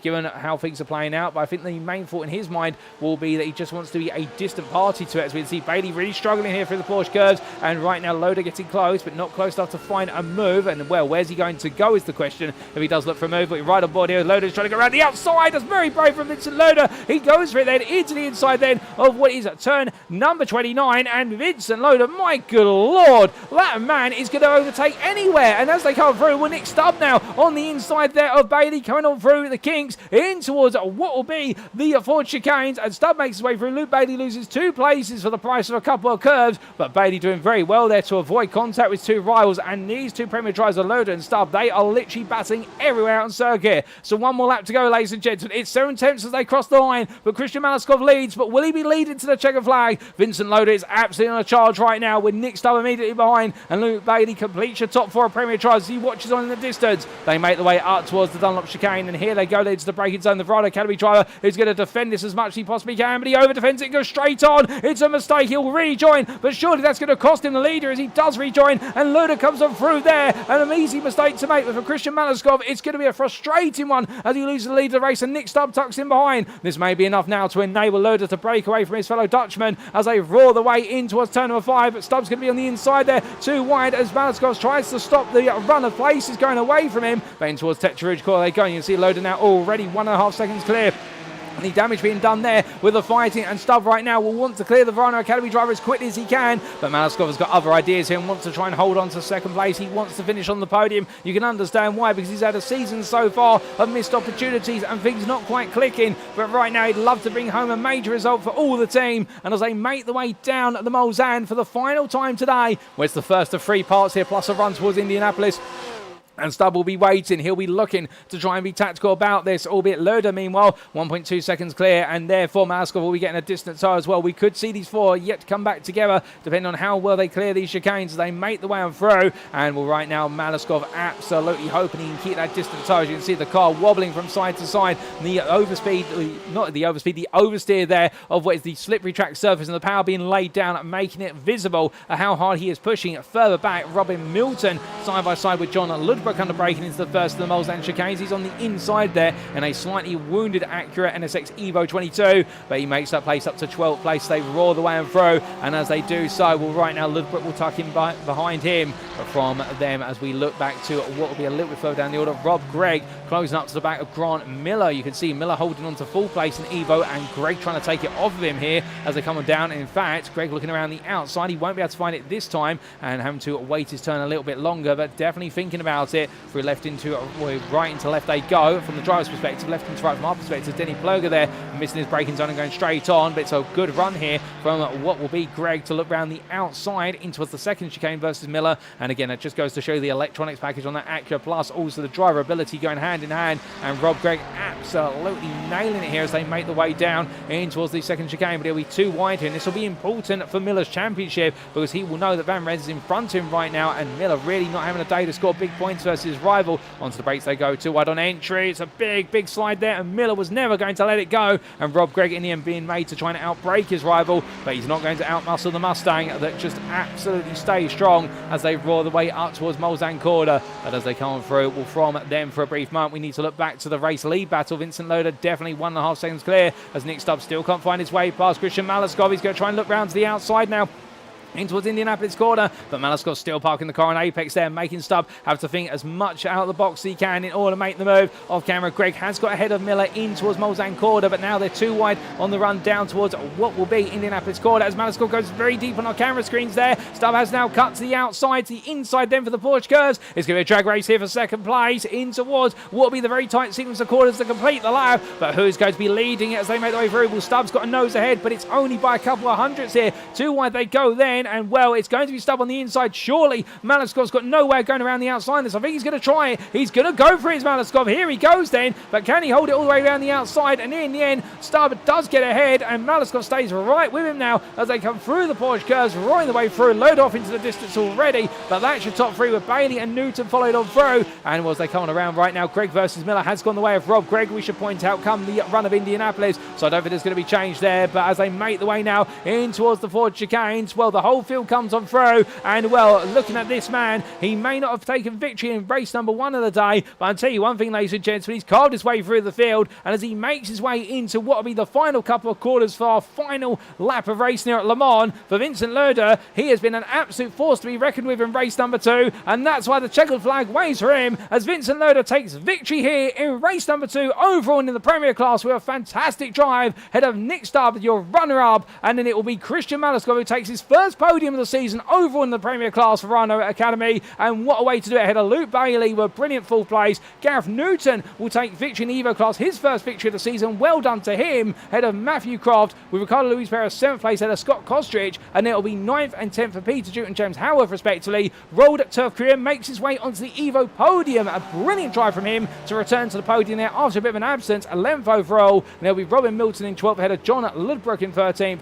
Dean Shrewsbury 14th, and then Christopher Starsmore completes the top 15 overall. Wesley Van Rens will finish 16th. He finishes on the Evo podium, third place in class, and come all the way through from the back of the field. And the Ferrari driver right now, I think, will be smiling in the fact that race number 1 may not have gone his way, but race number 2 has definitely been a race of redemption, with Jim Fox in 17th ahead of what will be Denny Plurger, as Plurger heads his way to line. A front bumper missing there on Fox's car, intriguingly, but Plurger will take 18th, and then it will be Rob Gregg who just misses out on the podium place in the Evo class, but takes a 4th place there, albeit missing was a front bonnet. I wonder if there was some contact between himself and perhaps Grant Miller, because we've lost Miller somewhere, albeit Daniel Paul will come through for 5th place in the Evo class there for Flatline Racing, 20th overall, ahead of James Bostock, who crossed line 21st. Craig Tillotson has his best performance of the day here with what is 17th in the Premier class, but 22nd overall. And then from the Corvette driver for Rhino Academy, it'll then be Steve Rubino there for Hobo Racing, who finishes 23rd, but with 6th place in the Evo class. We've still got a time to go before we get to James Fraser the Moonshiners Racing Club, who makes his way on through, and as he does cover through the corners, well, he'll be 24th, or what is 7th place in Evo in the number 2 Porsche, in what's been a better race number 2 compared to his race 1, but definitely a day to go back to the drawing board in terms of trying to get the most out of this Porsche. It just hasn't worked out for him today, but still, he'll be glad to have seen the checker flag in this one, and there'll be Grant Miller in a very broken, bruised and battered Ford Mustang. Well, I think there's a story as that one, but Grant Miller comes to line 8th in the end to bring those points home, but something has gone very, very wrong there. And well, from him we then do have Andre Montine, who'll come to line in 26th with Jan Nagy just behind him. And well, you've got to feel, particularly for the 2 Jans of the Swedish team, in the fact that it's just not gone right here, and particularly for Jan Nagy after the brilliant win of race number 1 in the Evo class. It was all heartbreaking race number 2, and Jan Österberg as well, as he heads into the Porsche curves. Well, the same corner, pretty much the same lap as well in races 1 and 2, and it all unfolded right in front of him, not the way he wanted it to. But as he makes his way towards the end of his race, we get a quick replay to explain what happened to Grant Miller. Here it is, ladies and gentlemen, and well, in fact, that is the aftermath of what happened to him. We don't quite get the full story as to what happened to him. We will try and get that in due course, because Steve Rubino made his way on past there. We come back to your live pictures. We're going to see Jan Österberg make his way to the checker flag. And it's always respectful to see every driver who is going to make it to the checker flag get there where possible. And well, right now, Hill 9, the 199, it just seems to be a cursed season for him. Things are not clicking together, and well, it doesn't seem to be necessarily of his own volition. It's just gone wrong today. And yeah, I think right now he feels a little bit beaten at just cutting his way across the Ford chicane there, not wanting to do it for the second one because he doesn't want to see his race invalidated. But he comes to the line, and he will be your 28th and final finisher on the lead lap. And well, just to explain what happened to Grant Miller, we do have a replay now that is available to us, and here it is, ladies and gentlemen. This is what happened to Grant Miller. He was battling with Rob Gregg at the time. This was down into the Mulsanne corner. Too wide they went in, hits the apex curve of 14, and it just sends Miller, oh my good lord, and into the side of Ross Norsworthy will end in a tiny tap of water. It was turn number 14. We talked about it earlier on, the fact there is standing water on that apex, and nobody wants to be on that inside too wide into Mulsanne, and that's exactly why. And Rob Gregg getting away with that one, but Grant Miller coming off worse, and Ross Norsworthy just been the man in the wrong place at the right time. But we come back to your live circuit side pictures, and the circuit falls silent. Let's take you through those race results subject to any stewards' inquiries, ladies and gentlemen, and here they are for race number 2 of the day in round number 7 of the Evolution at Sim Racing GT3 Championship Split B, as powered by Trophy II, brought to you on iRacing. And as we can see here at the Le Mans circuit, Vincent Loader taking victory for Sim Racing Team at Lowlands by 2.6 seconds over Nick Stubb for Vulcan Fastest by Glass Tech Racing. Your top 3 overall in Premier Class was completed by Christian Malaskov, with the Rhino Academy driver there having an absolutely solid drive. And from the Romanian to the Briton of Luke Bailey, when in the end it was half a second, and Bailey also having his best performance of the season for Team KXR in 4th place. Gareth Newton finished 5th, taking the Evo victory there. Well done to him for Carme GP2 Porsche, taking his first win of the season in class, ahead of Mathew Croft, ZX's Sim Sports, who just managed to outpull Ricardo Luiz Pereira to the line. And Luiz Pereira finishing 7th there for Vulcan Motorsport Silver. And your top 10 was completed by Scott Kostrich for Carme GP2 Porsche, head of DDK Racing Team's Peter Dew, and there's James Howarth at DXT Motorsports, 10th out of 10 drivers. In 11th, best of the rest was Rolled at Turf Courier, taking the run-up spot in the Evo class for MJK Sim Racing, head of Robin Milton at 12th place for the Privateer, head of John Ludbrook for Carme GP2 Porsche, and it was Dean Sheesby for Moonshiners Racing Club, and Crystal at Starsmore 15th there for Simcast Racing UK. But in terms of finish off the podium run in the overall standings, well, in the Evo class podium, third place in class went to Wesley Van Rens, and he was 16th for Racing League Hub, coming all the way from the back of the field. Looking further on down in terms of the overall finishing positions, and what we can see there is we had a few more retirees compared to what was on race number 1, with the top 29 being classified there as finishing, the last of which being Jan Usberg for Nifels at Glass Tech Racing, and then it was 5 laps down with retirements for Danny Veer for DXT Motorsports, Team Caxar's Charlie Stoffard, also Mark Parkhurst for ZX's Sim Sports, and we also saw retirements in the open lap of the race for LS Racing B's Adam Baker, Rob McKee for DXT Motorsports, and Blue Sky Esports' Stuart Rice. So 35 starters and what was a grand total of 29 finishers, all of them on the lead lap. And then going on to the individual results, ladies and gentlemen, in terms of the classes, and this is where all the finesses in the detail. We'll start off with the Premier class, and Vincent Lerda, your winner for Sim Racing Team Lowlands, and what a drive to carve his way through the field, battling hard, and sometimes making it 3 if not 4 wide, and showing no restraint whatsoever, absolutely feral in his approach, but sometimes you've got to be ferocious, and doing exactly that to make it a Dutch 1-2 ahead of fellow countrymen for the Vulcan Fastest by Glass Tech Racing Team of Nick Stubb, who followed him all the way through the field. But in the end, Christian Maliskov, he may not have taken victory today, but he'll be pleased with third place on that Premier podium, and will the Verano Academy driver will be surrounded by his teammates right now, be absolutely jubilant on his performance. It's finally come through for him, and Luke Bailey, well, 4th place there, a brilliant drive as well for the Team Caxar driver. He didn't have the pace of the top 3, but then again, he drove an absolutely consistent race, and who can fault him? Mathew Croft was 5th as ZX's Sim Sports, just finished ahead of Ricardo Luiz Pereira, an important landmark there at his championship fight with the Acura driver, and the Vulcan Motorsport Silver Acura having to settle for 6th, ahead of Scott Kostrich for Kame GP2 Porsche, who in the end had to fend off the charge of Peter Duke with the DDK Racing Team driver absolutely in the thick of the battling once again. James Howarth was 9th for DXT Motorsports, a Mustang today that definitely was all about just grabbing the points, ahead of Robin Milton and the Acura driver there round off the top 10, with best of the rest of them being John Ludbrook for Kame GP2 Porsche, ahead of Dean Sheetsby for Moonshiners Racing Club, who after that brilliant third place finish in race number 1, a very different story in race number 2, and therefore mixed fortunes for him today.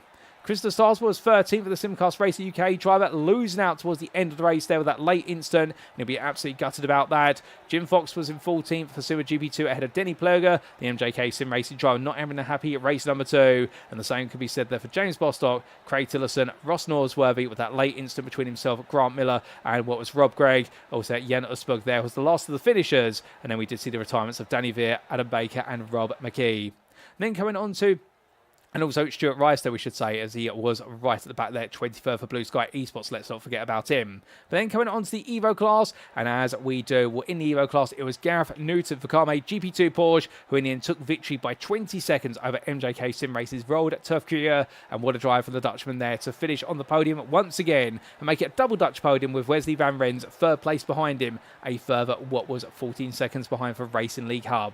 Moonshiners Racing Club's Rob Gregg there, 4th place, not a second race he wanted today, and indeed things went a bit backwards before they went forward, but he finally found his way through to finish in the top 5 of the class, ahead of Flatline Races' Daniel Paul, and well, the Briton moving forward and having better results there, his best results of the season in fact, ahead of Steve Rubino for Hobo Racing, and the Ford Mustang driver there having a difficult race 1, but a better race 2, but still losing out on some key points, ahead of James Fraser for Moonshiners Racing Club, with Grant Miller for Phoenix Racing, then finishing 8th in a heavily wounded car, and wounded cars as well for Andre Muntin and Jan Nagy for ZX's Sim Sports and Nifels at Glass Tech Racing. Commiserations for the retirees of Charlie Stoffard and Mark Parkhurst, and they were classified as 11th and 12th. But that concludes all of our racing here today, of course, ladies and gentlemen. 2 races, 2 absolutely brilliant races, and as the rain continues to fall, well, thankfully, we're in the country, we're in the dry, but I can imagine a lot of our drivers will be looking to get on home and into the warm and dry themselves out as quickly as possible. And, well, whilst we do let the circuit potentially dry in the background, we're going to take about 7 to 8 minutes to get ready for our post-round interviews. And, well, as we promised, last time out, it was an all-Premier interview pool. We are going to try and focus on our Evo drivers this time round, but don't go anywhere, ladies and gentlemen. We will be back in approximately 7 to 8 minutes' time for our post-round interviews, and you definitely won't want to miss them. We'll see you shortly.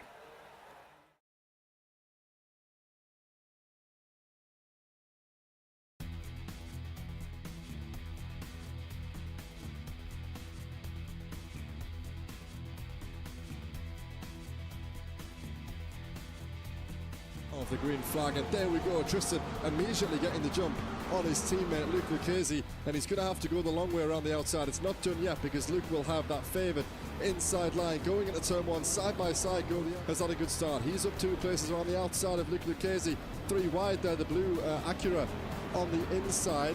Hayden Phoenix Miller has gone from 4th to 1st in the matter of one braking zone there, and he will carry these drivers now down in toward turn 4. Great start there for the debutant who had strong qualifying pace, and now he might be up with an opportunity of making that stick if he can get the clean air in the next, and Plug could have a good run here. Let's ride on board. How does the Obliga defend going into the chicane? Is Plug going to do that tactic where you just stay there right until the last Obliga moves over to the entry into the chicane? Good driving, that's a wobble by Tristan, and he's off the road. He's going to lose the position. Is he going to stick up the inside? No. And is Justin Eloff going to fancy his chances? No, he stays. Watkins Glen, and to have only 9 minutes till we reset and go again gives, I think, the drivers a bit of a moment to pause for thought, because how are you going to manage this if, especially if you're 3 wide down the main straight? Humphrey, Leskinen, Katrali all don't get out Raj Harper either. 2x2 into the opening corner. Outside line taken for Humphrey. He's also a little bit of time on the exit though, as it looks like it's a better run for Kali Leskinen, the leader now in that pro class, as they run their way up the hill through 2 and 3. It looks like Raz Harper's got the best run, and now we could see both elite drivers come through on both pro drivers. They'll have to get it done on the outside of the bus stop, and that is going to be more than difficult to do. Who's going to get the slipstream? That could be crucial. One hour will be on the clock as the pace car is about to roll back in. GT3, so many of them about to get racing. GT4 is just in behind as well. A brand new season is about to get going here at the Saxon Ring. It's ESR's GT European Championship, and Anton Kalo will lead us to green for the opening time this season. Jason Baxter and Jenny Tehar just in behind as the lights are on. The green flag flies, and there's a couple of drivers pulling out immediately of the pack. 3 wide, nearly 4 wide into the opening turn, with Denzel Clarkson trying to find an inside line. Jenny Tehar as well. More, he's got Craig Hewlett in P11 just coming down the pit lane now with Henry Garcia, so this is going to end up being quite a tight battle. If they're going to also have Pedro to deal with, who would just be coming out in front of them. Yeah, he's a little bit further down the road, so these two are going side by side through a very, very tricky section. Looks like Craig's got the better of it done for the moment. Seconds in the pit strategy, whether it's a 20-minute overcut, 20-minute undercut, we'll have to wait and see. Meanwhile, Jenny Tehar and Jason Baxter are fighting it out for the lead of the overall race. Baxter trying to make his way through. It'll have to be an outside line into turn 2, where a GT4 sits on the racing line. That's the number 14 that they have to negotiate their way around. But as they run through turns 2 and through turn 3, they don't have to now worry about that GT4 any longer, and can continue working their way down a long way. And it can help you build in things like GT3, maybe some prototype cars as well. But yeah, it's so impressive to see him doing so well at the front of the field. Joe Glass getting himself, his teammate I should mention, as I said. Oh, still goes into that. That's a send from Dave Van Dam very late on the brakes into turn 1, but he's got it stopped in the apex. That's an incredible move. Very, very surprising for Joe Glass to find a car on his inside there, but effective for Dave Van Dam, and he has caught Joe Glass napping.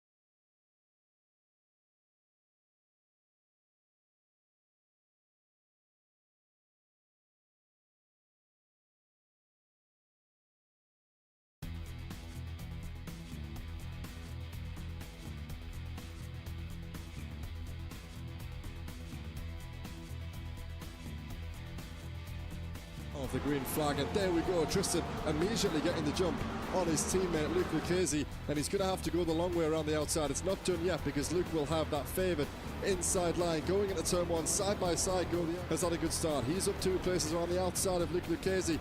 3 wide there, the blue Acura on the inside. Hayden Phoenix Miller has gone from 4th to 1st in the matter of one braking zone there, and he will carry these drivers now down in toward turn 4. Great start there for the debutant who had strong qualifying pace, and now he might be up with an opportunity of making that stick if he can get the clean air in the next, and Plug could have a good run here. Let's ride on board. How does the Obliga defend going into the chicane. Is Plur going to do that tactic where you just stay there right until the last, and Obliga moves over to the entry into the chicane? Good driving, that's a wobble by Tristan, and he's off the road. He's going to lose the position. Is he going to stick up the inside? No. And is Justin Eloff going to fancy his chances? No, he stays. Watkins Glen, and to have only 9 minutes till we reset and go again gives the drivers a bit of a moment to pause for thought, because how are you going to manage this especially if you're 3 wide down the main straight? Humphrey, Leskinen, Katrali all don't get out Raj Harper either. 2 by 2 into the opening corner. Outside line taken for Humphreys. Also a little bit of time on the exit though, as it looks like it's a better run for Kali Leskinen, the leader now in that pro class, as they run their way up the hill through 2 and 3. It looks like Raz Harper's got the best run, and now we could see both the elite drivers come through on both pro drivers. They'll have to get it done on the outside of the bus stop, and that is going to be more than difficult to do. Who's going to get the slipstream? That could be crucial. One hour will be on the clock as the pace car is about to roll back in. GT3, so many of them about to get racing. GT4 is just in behind as well. A brand new season is about to get going here at the Saxon Ring. It's ESR's GT European Championship, and Anton Kalo will lead us to green for the opening time this season. Jason Baxter and Jenny Tehar just in behind as the lights are on. The green flag flies, and there's a couple of drivers pulling out immediately of the pack. 3 wide, nearly 4 wide into the opening turn, with Denzel Clarkson trying to find an inside line. Jenny Tehar as well. More, he's got Craig Hewlett in P11 just coming down the pit lane now with Henry Garcia, so this is going to end up being quite a tight battle. If they're going to also have Pedro to deal with, he would just be coming out in front of them. Yeah, he's a little bit further down the road, so these two are going side by side through a very, very tricky section. Looks like Craig's got the better of it done for the moment. Seconds in the pit strategy, whether it's a 20-minute overcut, 20-minute undercut, we'll have to wait and see. Meanwhile, Jenny Tehar and Jason Baxter are fighting it out for the lead of the overall race. Baxter trying to make his way through. It'll have to be an outside line into turn 2 where a GT4 sits on the racing line. That's the number 14, but they have to negotiate their way around. But as they run through turns 2 and through turn 3, they don't have to now worry about that GT4 any longer, and can continue working their way down a long way. And it can help you build in things like GT3, maybe some prototype cars as well. But yeah, it's so impressive to see him doing so well at the front of the field. Joe Glass getting himself, his teammate I should mention, as I said. Oh, still tries into that. That's a send from Dave Van Dam very late on the brakes into turn 1, but he's got it stopped in the apex. That's an incredible move. Very, very surprising for Joe Glass to find a car on his inside there, but effective for Dave Van Dam, and he has caught Joe Glass napping.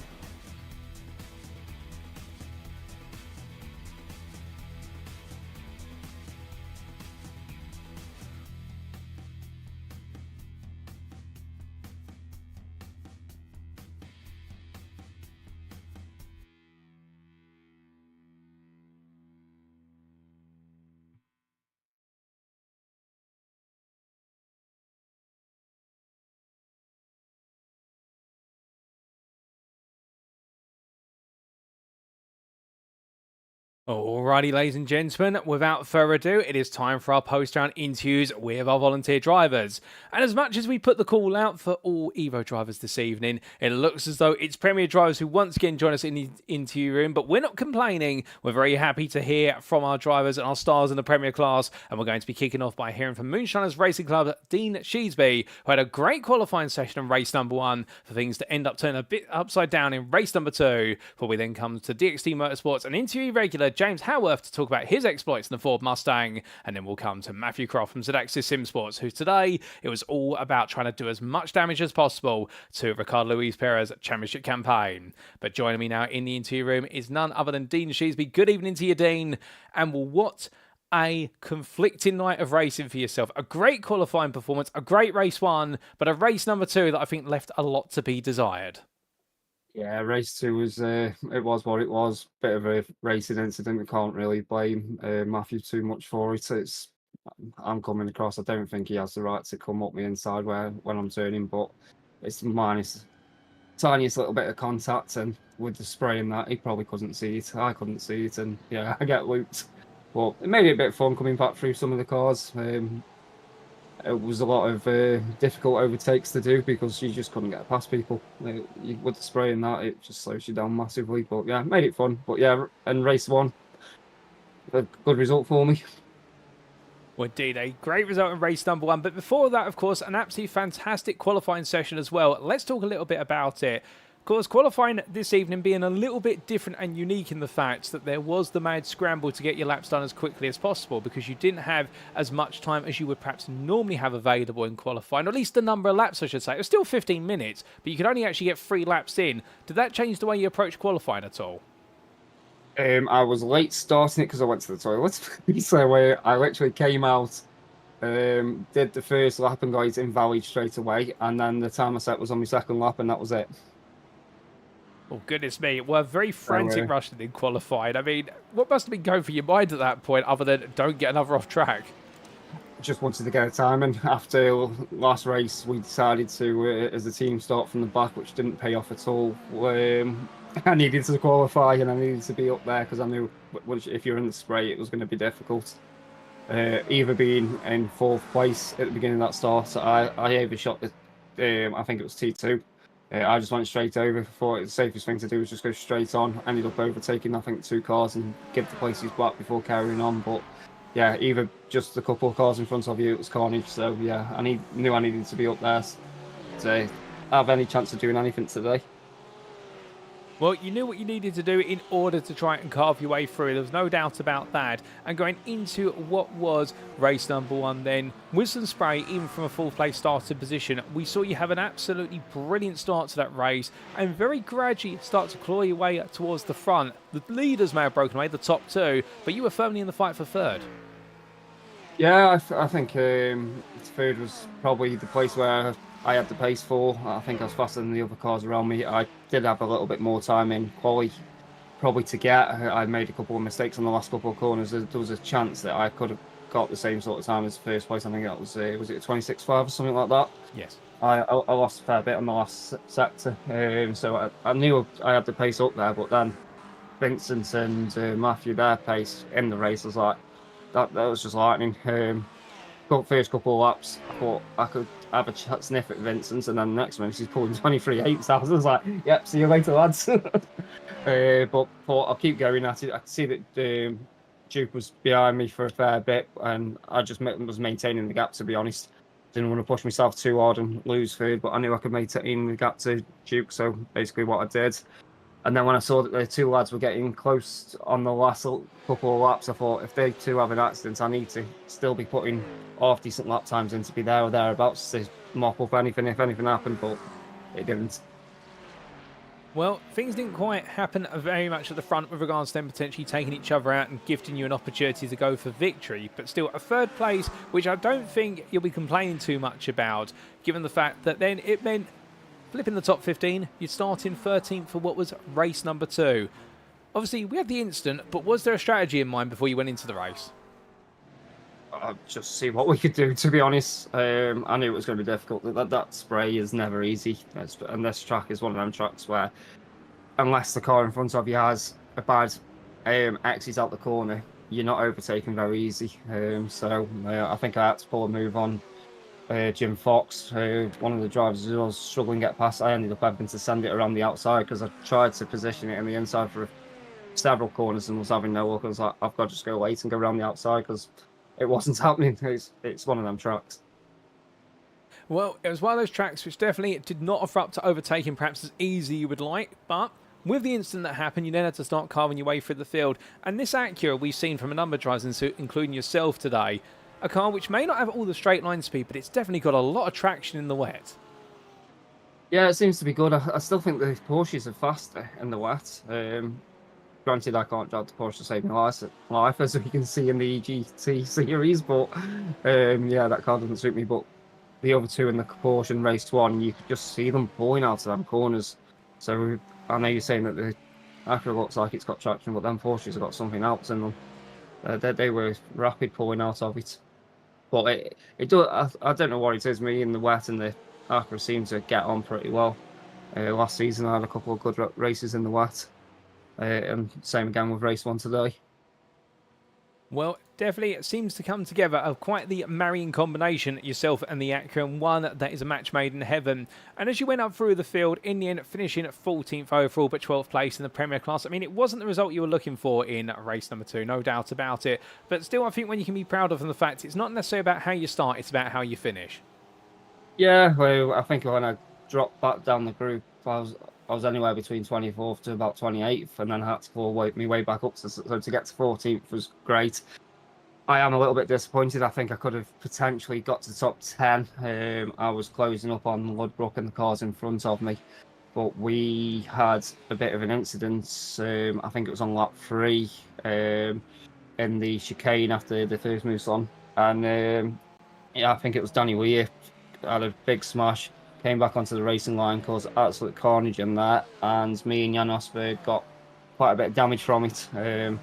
So I was managing the damage for the remaining laps, and the damage got a little bit of the best of me on the Porsche curves, and I ended up putting it in the wall and losing about 5 or 6 seconds on that group I was catching, which was annoying. So I could have got better, but at the same time I had fun. Main thing about the racing, isn't it?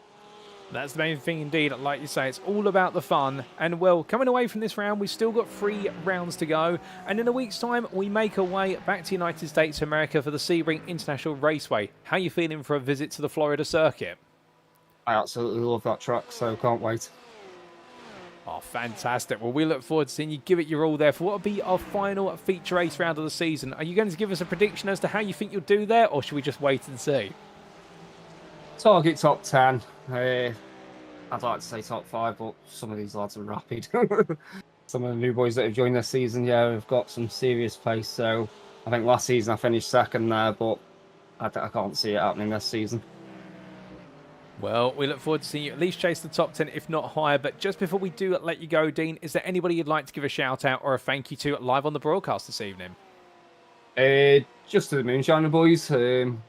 As always, we have a good bit of banter going on, push each other to do stuff. So yeah, thanks to them. Unfortunately, one of us, Liam, can't be with us for the last couple of weeks because his electrics aren't done in his man cave. So the electrician needs to pull his finger out and get his backside back into his rig. So yeah, it'd be nice to have him back in the seat with us and in the chat.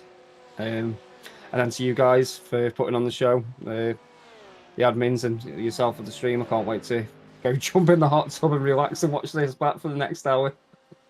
Oh, very nice, Dean. Well, we'll leave you to it and let you enjoy the hot tub. Well done your performances this evening, particularly that great qualifying lap and that 3rd place in race number 1. And we look forward to seeing whether you can prove yourself the master of Sebring in a week's time. But until then, all the best, and we'll see you out on the circuit. Thank you very much. Have a good night. So here and there, ladies and gentlemen, from a Premier driver today who's definitely emerged from Le Mans feeling quite up and down emotion-wise, that was Dean Sheasby. And the fact it all seemed to go right on the one hand, and on the other hand, it didn't go quite right at all. In qualifying, not going right on the first lap, so it already came down to his second flying lap, but got it done after what was a delay to his qualifying session. And then in the race, well, 4th place start, quickly became a 3rd, but the top 2 pulling away, and in them with them pulling away, settled for 3rd and just kept an eye out for in case the top 2 took each other off. But in race number 2, an early incident confounded his race, and then a subsequent incident after that ended up blunting all the pace he had in cutting his way through the field. Well, definitely a frustrating race number 2, no doubt about it. But here and there, it's all about the fun. He's enjoyed himself today, and he's looking forward to Sebring, a circuit he absolutely loves. Well, the sun will be shining at Sebring. Indeed, I think it'll be sunset when we do go racing, and I can imagine for the Moonshiners Racing Club driver, he will be back on the attack and looking to give it his all for the MRC team. But now, ladies and gentlemen, let's come to our second interview of the evening, and we're going to be coming to James Howarth, who gets ready to join me in the interview room, and we're hearing from the man who, in the Mustang, has tried to make the most of a car that today really did feel as though it was a boat battling upstream. But without further ado, as he gets ready to join me in the interview room, we're also going to be hearing from him with respect to some brilliant battles out there, as he does join me now. Good evening to you, James, and well, when we caught up with you last time, you were saying about the fact that at Le Mans, it might be a bit of an uphill battle. Indeed, it could be like a fish swimming upstream with the idea of the Mustang being a bit of a boat, but in the DXT Motorsports car, 2 9th place finishes in the Premier class in the end, top 10s, but you had to fight hard for them. Oh yeah, 100%. I changed my setup at the very last minute. I sacrificed a little bit of top end speed for the Porsche curves because my old setup was a little bit loose on the rear end, so it worked out all in the end. Well, it all worked out with those setup changes, but winding it back to qualifying, 12th place in class, 13th overall, a qualifying session which was different for many, a much shorter qualifying session in terms of laps available. How did that come to you? Was it a qualifying session where you think you got the most out of it, or was there a lot left on the table? There was a lot left on the table. I just wanted to put a lap time in and literally put a time on the board. So I didn't really care where I finished as long as I didn't spin out like I normally do in the work. Well, definitely one way to look at it, and the fact you've got a time on the board, that's important, or banking on that time, if you will. So then going into the race number 1, saw you put in an absolutely huge effort in terms of battling, but I get the feeling the one thing you were battling amongst everything else in that Mustang was getting the power down, whereas a lot of cars like the Acura and the Porsche seem to have the speed out the corners. It seems like that Mustang, it took a lot of time to wind up on corner exit. Yeah, the traction control really kicked in every time I tried putting a little bit of power down. Another thing was that I was just battling the rear end under braking, so I had to brake as early. And this game with the Mustang, it just the tyres as well. That's why I keep losing so many places on the first few laps, just to get them tyres a little bit warm, and then I can try and build the pace up. But the opening laps is just killer for me at the minute. Well, definitely unfortunate with regards to not being able to lay down the pace that you wanted. But the flip side being in race number 1, we got to see you enjoy yourself at fighting out there, no doubt about it. Indeed, a number of your rivals out there trying to get absolutely stuck into the hunt. And I do believe that taking a look back from some of our notes here, with regards to end up fighting with the likes of Yarnagi, for example, the Evo driver who finished just around you, but also was the likes of Robin Milton as well. I mean, you weren't lonely out there in race number 1. No, I wasn't, but I was just keeping the car on the track. I was playing safe. I wasn't going for silly dive bombs or giving people minimum space. I was giving them the inadequate space for myself. So I'd rather keep the car on the track, and if people want to force themselves through me, then so be it. But it is me, and I just kept my head down, keeping it on track. And if people was unfortunate and coming off, then I was picking up the places. Well, sometimes that's the way you've got to race, just be there to pick things up where others drop it. And in the end, a 9th place finish in race number 1 at the end of a long pack of Premier cars. And going into race number 2, it looked as though it was rinse and repeat from race number 1, really, as we look at some footage of Peter Duke making his way up the inside of you into the Porsche curves, only choosing to pick fights where you thought you could pick the fight, and on top of that as well, waiting for people to drop it. Yeah, I had, on the Mulsanne straight, I had a drag race with Mathew. I was on the inside, but with me being heavier on the brakes, and it takes me that couple of meters longer to get the car stopped, I just thought I'd back out of this, let him past, and then just stick behind it. And race 2 again, opening laps, I was dropping places, but as soon as the tyres got up to temperature and I got a little bit more comfortable in the braking and with the power, I just, like I keep saying, got my head down, kept it on track. Well, you definitely got your head down, like you're saying. In the end, grinding you out to a 10th place finish overall, 9th in class. So some points banked from this one. And we still got 3 rounds to go, and the only one left with challenging conditions potentially is Imola. So from this point onwards, I can imagine now the Mustang might be back to its prowling best. It will be in Sebring and Monza, because I like them 2 tracks. Imola in changing conditions, I've got to pick the setup if I want to keep the dry or go to a wet setup. But that's just trial and error throughout the coming week. Well, a bit of trial and error for that one. But like you say, drying conditions at Sebring should really suit yourself. Have you got any expectations on where you plan to finish at Sebring? I don't have any expectations because we have so many quick drivers. So as long as I'm in the top half, I'm more than happy. But the pace of this split and the Evo and the Premier drivers is just phenomenal. I've got to put the practice in just to literally keep the position that I'm in. But hopefully with some unfortunate events, even though I don't wish it on anybody, but if them places are there to be taken, then I'm not going to cancel a gift horse in the mouth. Oh, very true. That makes sense. Well, with that, James, just before we do let you go, one last question, as always, is have you got anybody who you'd like to give a shout out or a thank you to on the broadcast this evening? Yourself again for an amazing stream and broadcast, and hope to see you many seasons to come. The DXT team, and obviously my girlfriend Lauren. Well, James, it's been an absolute pleasure having you join me in the interview room once again. And, well, it may have been an evening of just getting the best you could out of the car and scavenging some points, but still consistent results, no doubt about it. And we look forward to seeing if you can push yourself further forward through in the field at Sebring in a week's time. But until then, thank you for your time this evening and have a fantastic rest of your night. Yeah, thank you, and you too, pal. So hearing there from James Howarth, the 154 DXT Motorsports Ford Mustang driver, and really talking about there the fact that today it was an uphill battle every step of the way, saying that with regards to the fact having to fight with the car in order to get the power down and coming out of the corners, and where other machines such as the Porsche, the Ferrari and the Acura just able to plant it out of the corners, in the end not really able to get the throttle down until his rivals had already made time on him. A frustrating situation to be in, but one where he's been able to conquer the car and in the end just focus on making sure that he doesn't drop it off circuit and that it's his rivals when they do, that he can be there to pick up the points off of them. And we saw plenty of that today. Mistakes being made from drivers further up the order and James Howarth being in the right place in order to take those points back. And, well, it means he's picked up some key points at a round where he wasn't expected to do well. But going into Sebring in the week's time, he won't put an expectation on where he's going to finish because he knows how fast the field around him is. But the thought process will be, but he'll be there to give it his all and at least target a top half of the field finish. And we look forward to seeing the Mustang back on home soil have one big roar there in round number 8. There's no doubt about it.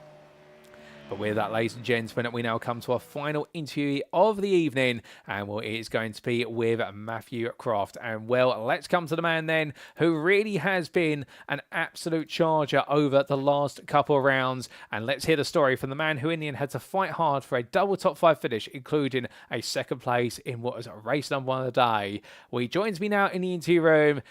And Mathew, firstly, I can understand coming into this interview if you might be feeling quite mixed emotions at the moment with a great pole lap, an incredible pole position lap, but a race one where many would jump up and down at victory or second place. But for you, that second place would feel as though you lost victory. And in race number 2, you came back absolutely fighting and left everything out there. I mean, what emotion best describes how you're feeling right now? Because I can imagine there's about 100 of them you're probably feeling. I don't know what to say. I was like, I know I came second on the first race, and I want to be happy about that, but I'm not, because I should have got first, and my pure stupidity, just living in my mirror, looking at who's behind me. Oh my God, he's gaining! Oh my God, he's gaining! Like, ignore him, just carry on your race. And looking in my mirror, overshot Molson corner, and just give it to him. And I think he sat there thinking to himself, "You've just led the whole race. How can you do that?" And he was so fast on the Porsche curves as well. So like second half or third half of the track or whatever, he was just so fast. So as soon as I let him pass, I was like, that's it, I can't catch him because I'm faster at the start and he's faster at the end. And yeah, lo and behold, I got a second out of it. I put it on pole as well, qualifying. I told you earlier on the season, I'm terrible at qualifying, aren't I? Look at that, I qualified first as well. And I told you last week I'm going to come back with a win. I didn't. Gutted.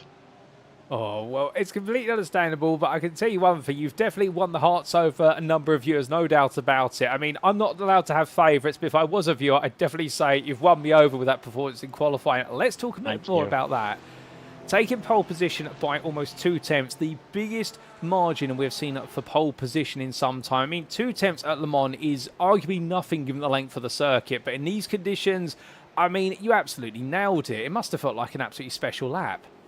To be fair, I absolutely messed up the first one, and I was because I think I came off on Mulsanne straight, Mulsanne corner, believe it or not, and I thought, you know what? What's the point in carrying on this one? I can get 2 more in, so I reset, got 2 more, got straight back on the track, and the first one was just a banker, and I was like, right, I'm just going to pull it out. I've turned the volume up and turned everyone down, and just sort of put my head on and just went for it, and I thought, yeah, even if I come off, I've got a 1 in the bank anyway, and I just went for it. And yeah, I was going through the chicanes and the back end stepped on the first chicane. I'm like, you dare just stay put, and it went round, and yeah, got a great exit on the last chicane, and 2/10. But saying that, it was a great qualifying. But the lap times in race one with me and I can't remember who was behind me.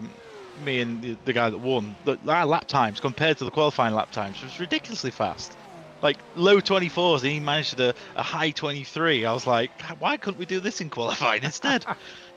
Oh, goodness me. We're indeed coming on to race one and your battle with Vincent Loader. Firstly, at the start of the race, we saw you pull away quite nicely. A brilliant start from yourself to really get the field to bunch up and then run with it. But we saw Vincent stay with you. And I can imagine that by the end of what must have been lap number 5, you must have been thinking to yourself, well, it's just me and one other driver at this point. Where is everybody else? Yeah, I thought that. I kept looking, and he was like 1.2, 1.6, 1.8, and then the last few corners, he would get up to about half a second. I was like, that's fine, I can lose him, man. I know that my setup's better on the straights and the chicanes, and he's better on the slower speed stuff. So, I'll hold him back, and everyone else was 7 or 8 seconds behind. I was like, this is good, He'll make a mistake at some point, and I'll just sail away, be first forever.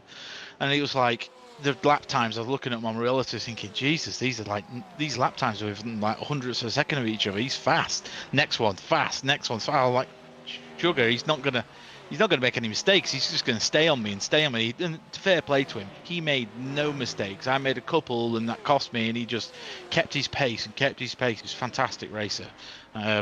His overtake was nice. I couldn't do anything about it, but it was the start was fantastic. I'm not normally good at the starts, and I've never done a pole position start, especially for ESR. So I was like, as soon as we went green, I saw everyone bunching up. I was like, hell, I'm off.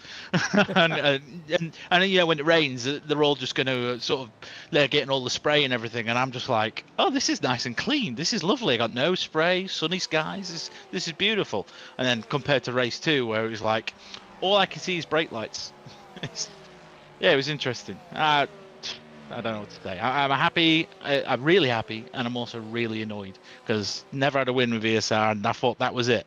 The whole race I was thinking, this is it. I've got this. This is easy. And then pressure got to me, didn't it?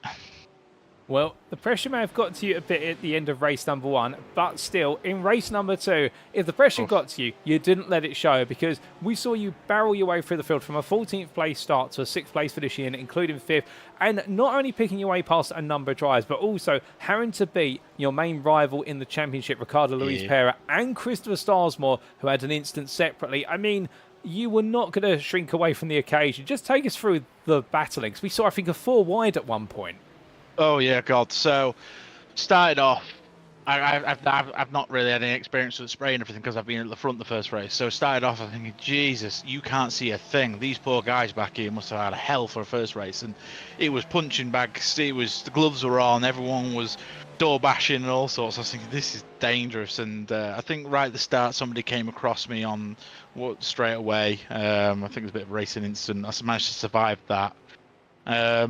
It was good. I settled in. I made some good overtakes, waited for some people to make mistakes, but I had a really bad incident. I think it was 3rd, 4th lap, or it could have been 2nd. Big incident where somebody just wasn't looking on the straight and just came across me, wrote his car off and destroyed just rode on my wheels, lost a load of aero, so I just instantly lost time, and I was pushing the car and it just wasn't braking properly and everything. So from then onwards, I was battling a damaged car at the middle of the pack, trying to work my way through, claw my way through. But you're right, my 2 main things is good friends with Chris, but I need to finish in front of Chris, A. I need to finish in front of Louise, B. Because they're the 2 guys that are more important. Whoever's at the front or the top, whatever, they can do whatever they want to do. They're not a concern. So there was my 2 rivals that I wanted to be. And when we bunched up, it was Starsmore, Louise, and myself. Starsmore spun it on the tight right-hander, and I thought this is it. This needs to happen. And I think it was white flag lap. Me and Louise were battling. I think he had bad damage as well, to be fair. So it was an even fight. 2 damaged cars, but really great battle with him. And then it was Mulsanne corner. I just had the pace, and he left the door open slightly. There was a little bit of contact as I squeezed on by, and he trying to close the gap, but I was already taking it, and it was like it's one of those do or die moments where you're like, I have to take this gap. If not, then what's the point? So I did, got roughly clean enough, got past him, and made it stick. Well, indeed. It was a move that definitely could have become a deciding move later on the championship if things should continue to go your way. But what a way to come on through. And like you say, even the damaged car pushing onwards and upwards every step of the way. And now 3 rounds remain, Sebring in a week's time, drier conditions, and a circuit which may or may not benefit the Porsche, depending on your perspective. But how do you feel for Sebring?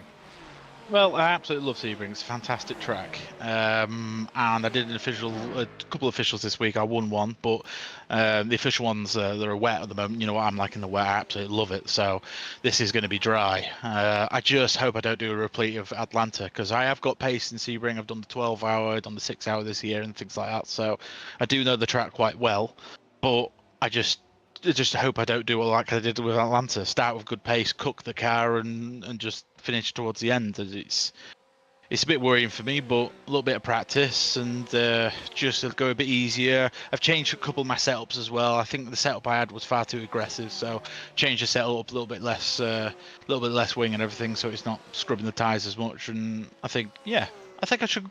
I don't think I'll win next week, but I think I should hold good pace. A top 5 next week, I think I would be over the moon with. But I'm desperate to get a win. I mean, now that you've said it, that you don't think you're going to get a win, if we use your principle of you won't be on pole at Le Mans today, and you were on pole, surely that means you're going to be winning next week. That's true. Yeah. If reverse psychology, if I say no, I'm not going to come in the top 10, then I'm guaranteed to come in the top 10, aren't I? So, yeah, I mean, I did a lot of practice for Le Mans as well. I did the 3-hour on Saturday.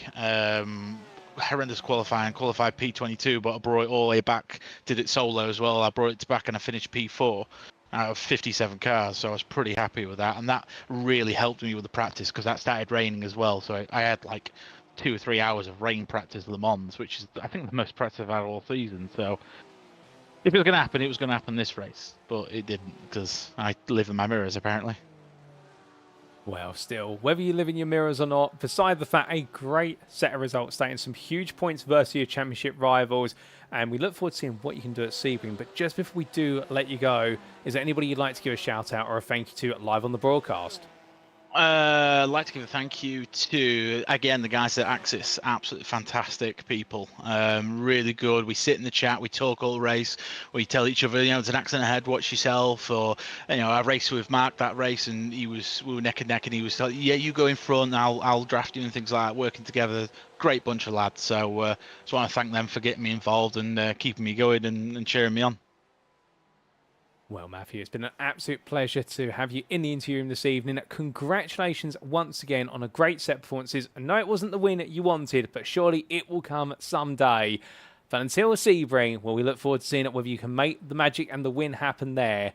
And we'll have a great rest of your evening, and we will see you in a week's time in round number 8 of the championship. Alrighty, mate. Thanks very much. I'll see you P1 next week. I'll hold you to it. Cheers, mate.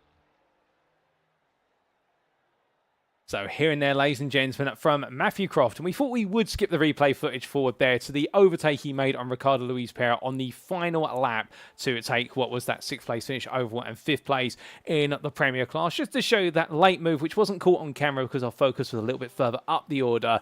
But what a round for him. And you can understand why the ZX Sim Sports driver was gutted in the fact that things did not come to the victory that he thought was going to come. He's had the greatest amount of practice he could have going into this round. And that pole lap, which he didn't expect to happen, by 2 attempts at the end, absolutely nailed it and everything hooked together. And in race 1, leading for the most part until it started living in his mirrors. And Vincent Loader in the end making Mathew look more in his mirrors than on the circuit and just missing a key breaking point on the final lap at Molson. It's so easy to make mistakes like that, but that is why these drivers are constantly pushing themselves week in, week out. And we saw that in race number 2, where he wasn't going to let the outcome of race number 1 decide how he ended his day. And, well, he fought his way through to a 6th place finish, 5th in class in a damaged car, and even made the move on his championship rival and the championship leader Premier in the final lap when both were in wounded cars and both struggling on. And that is why Mathew Croft, this far into the championship, is definitely a force to be reckoned with. And at Sebring, well, he said he doesn't think he can win. He thinks he's going to finish inside the top 10, if not the top 5. But I wonder whether perhaps the magic will happen in Florida, and perhaps we'll see his first win in his Evolution Sim Racing GT3 Championship career there when he least expects it. But with that, ladies and gentlemen, that concludes our interviews for this evening. A big thank you to all 3 of our interviews. We heard initially from Premier Classes Dean Sheesby for Moonshiners Racing Club in the 152. We then heard from James Howarth in the 154 for DXT Motorsports. And then we did also hear from the Premier Drive 3 Premiers again today, Mathew Croft in the 113 for Z-Axis Sim Sports. Big thank you to all of them for their time, and also well done to them all for their racing performances today. But with that, ladies and gentlemen, it is now time for us to wrap up.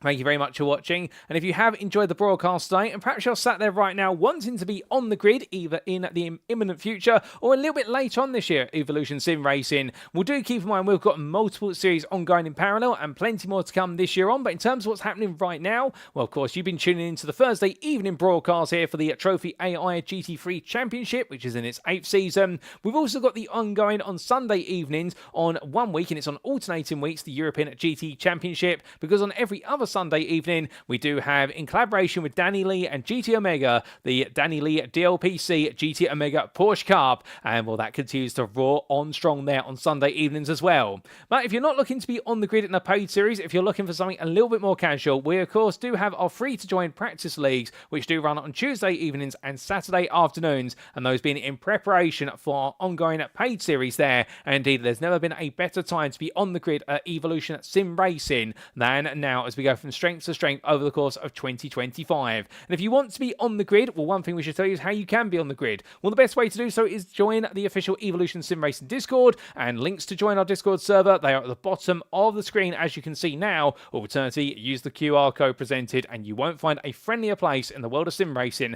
than at Evolution Sim Racing. But with that, ladies and gentlemen, we must also say a big thank you to our series and league sponsors, including with our title sponsor for the GT3 Championship, Trophy AI, the Virtual Racing School, VRS, Carme More Than Technology, GP2 Group, and also we'd like to say a big thank you to Motorsport UK's esports division for accepting us as a recommended community, and we're very grateful to our ongoing relationship with Motorsport UK esports division. But with that, ladies and gentlemen, attention now turns to what will be round number 8 of the championship, and next Thursday on the 22nd of May 2025 we head back to the United States of America for the final time this season in what will be our final feature race round at the Sebring International Raceway. In Florida, there are many questions to be asked over the course of a 60-minute race distance. In the Premier class, well, Mathew Croft and Crystal Starsmore have both made some ground in certain respects versus championship leader Ricardo Luiz Pereira, and will that ground continue to be gained, and can Mathew Croft potentially take his first victory of the season, or can Luiz Pereira bounce back in dry conditions? In the Evo class, meanwhile, well, it's been a huge shake-up. Grant Miller not scoring too well, Wesley Van Rens having a nightmare race 1 but a better race 2 today, and amongst it all, many an Evo driver having a better day, whether it be Jan Nagy or alternatively Gareth Newton. Can anybody settle things down in Evo? And in the Teams Championship, well, how close is it going to be between Z-Axis Sim Sports and what's RDSA Esports for the title? For answers to all those questions, or at least further chapters in the books that will tell us the answers to those questions come the end of the Season 8 Championship, there's only one way to find out. You'll need to tune in next time as we continue the story. But until then, we've been Evolution Sim Racing. I've been your host and commentator, Paul TX141 Walsh, also known as Britain the Spit, depending on what media you follow me on. And until next time, ladies and gentlemen, remember to stay safe, stay well, stay smiling, and most importantly, remember to stay on track. Good night.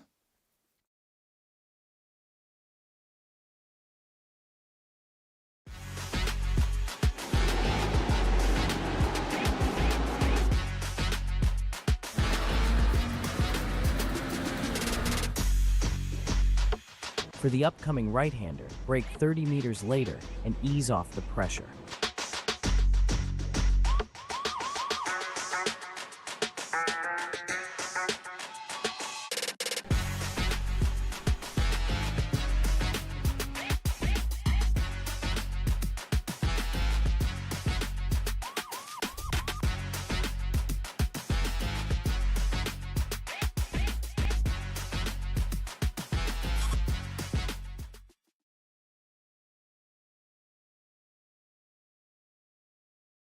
Are you spending a lot of time looking for setups and struggling for faster lap times? Are you tired of searching online for answers?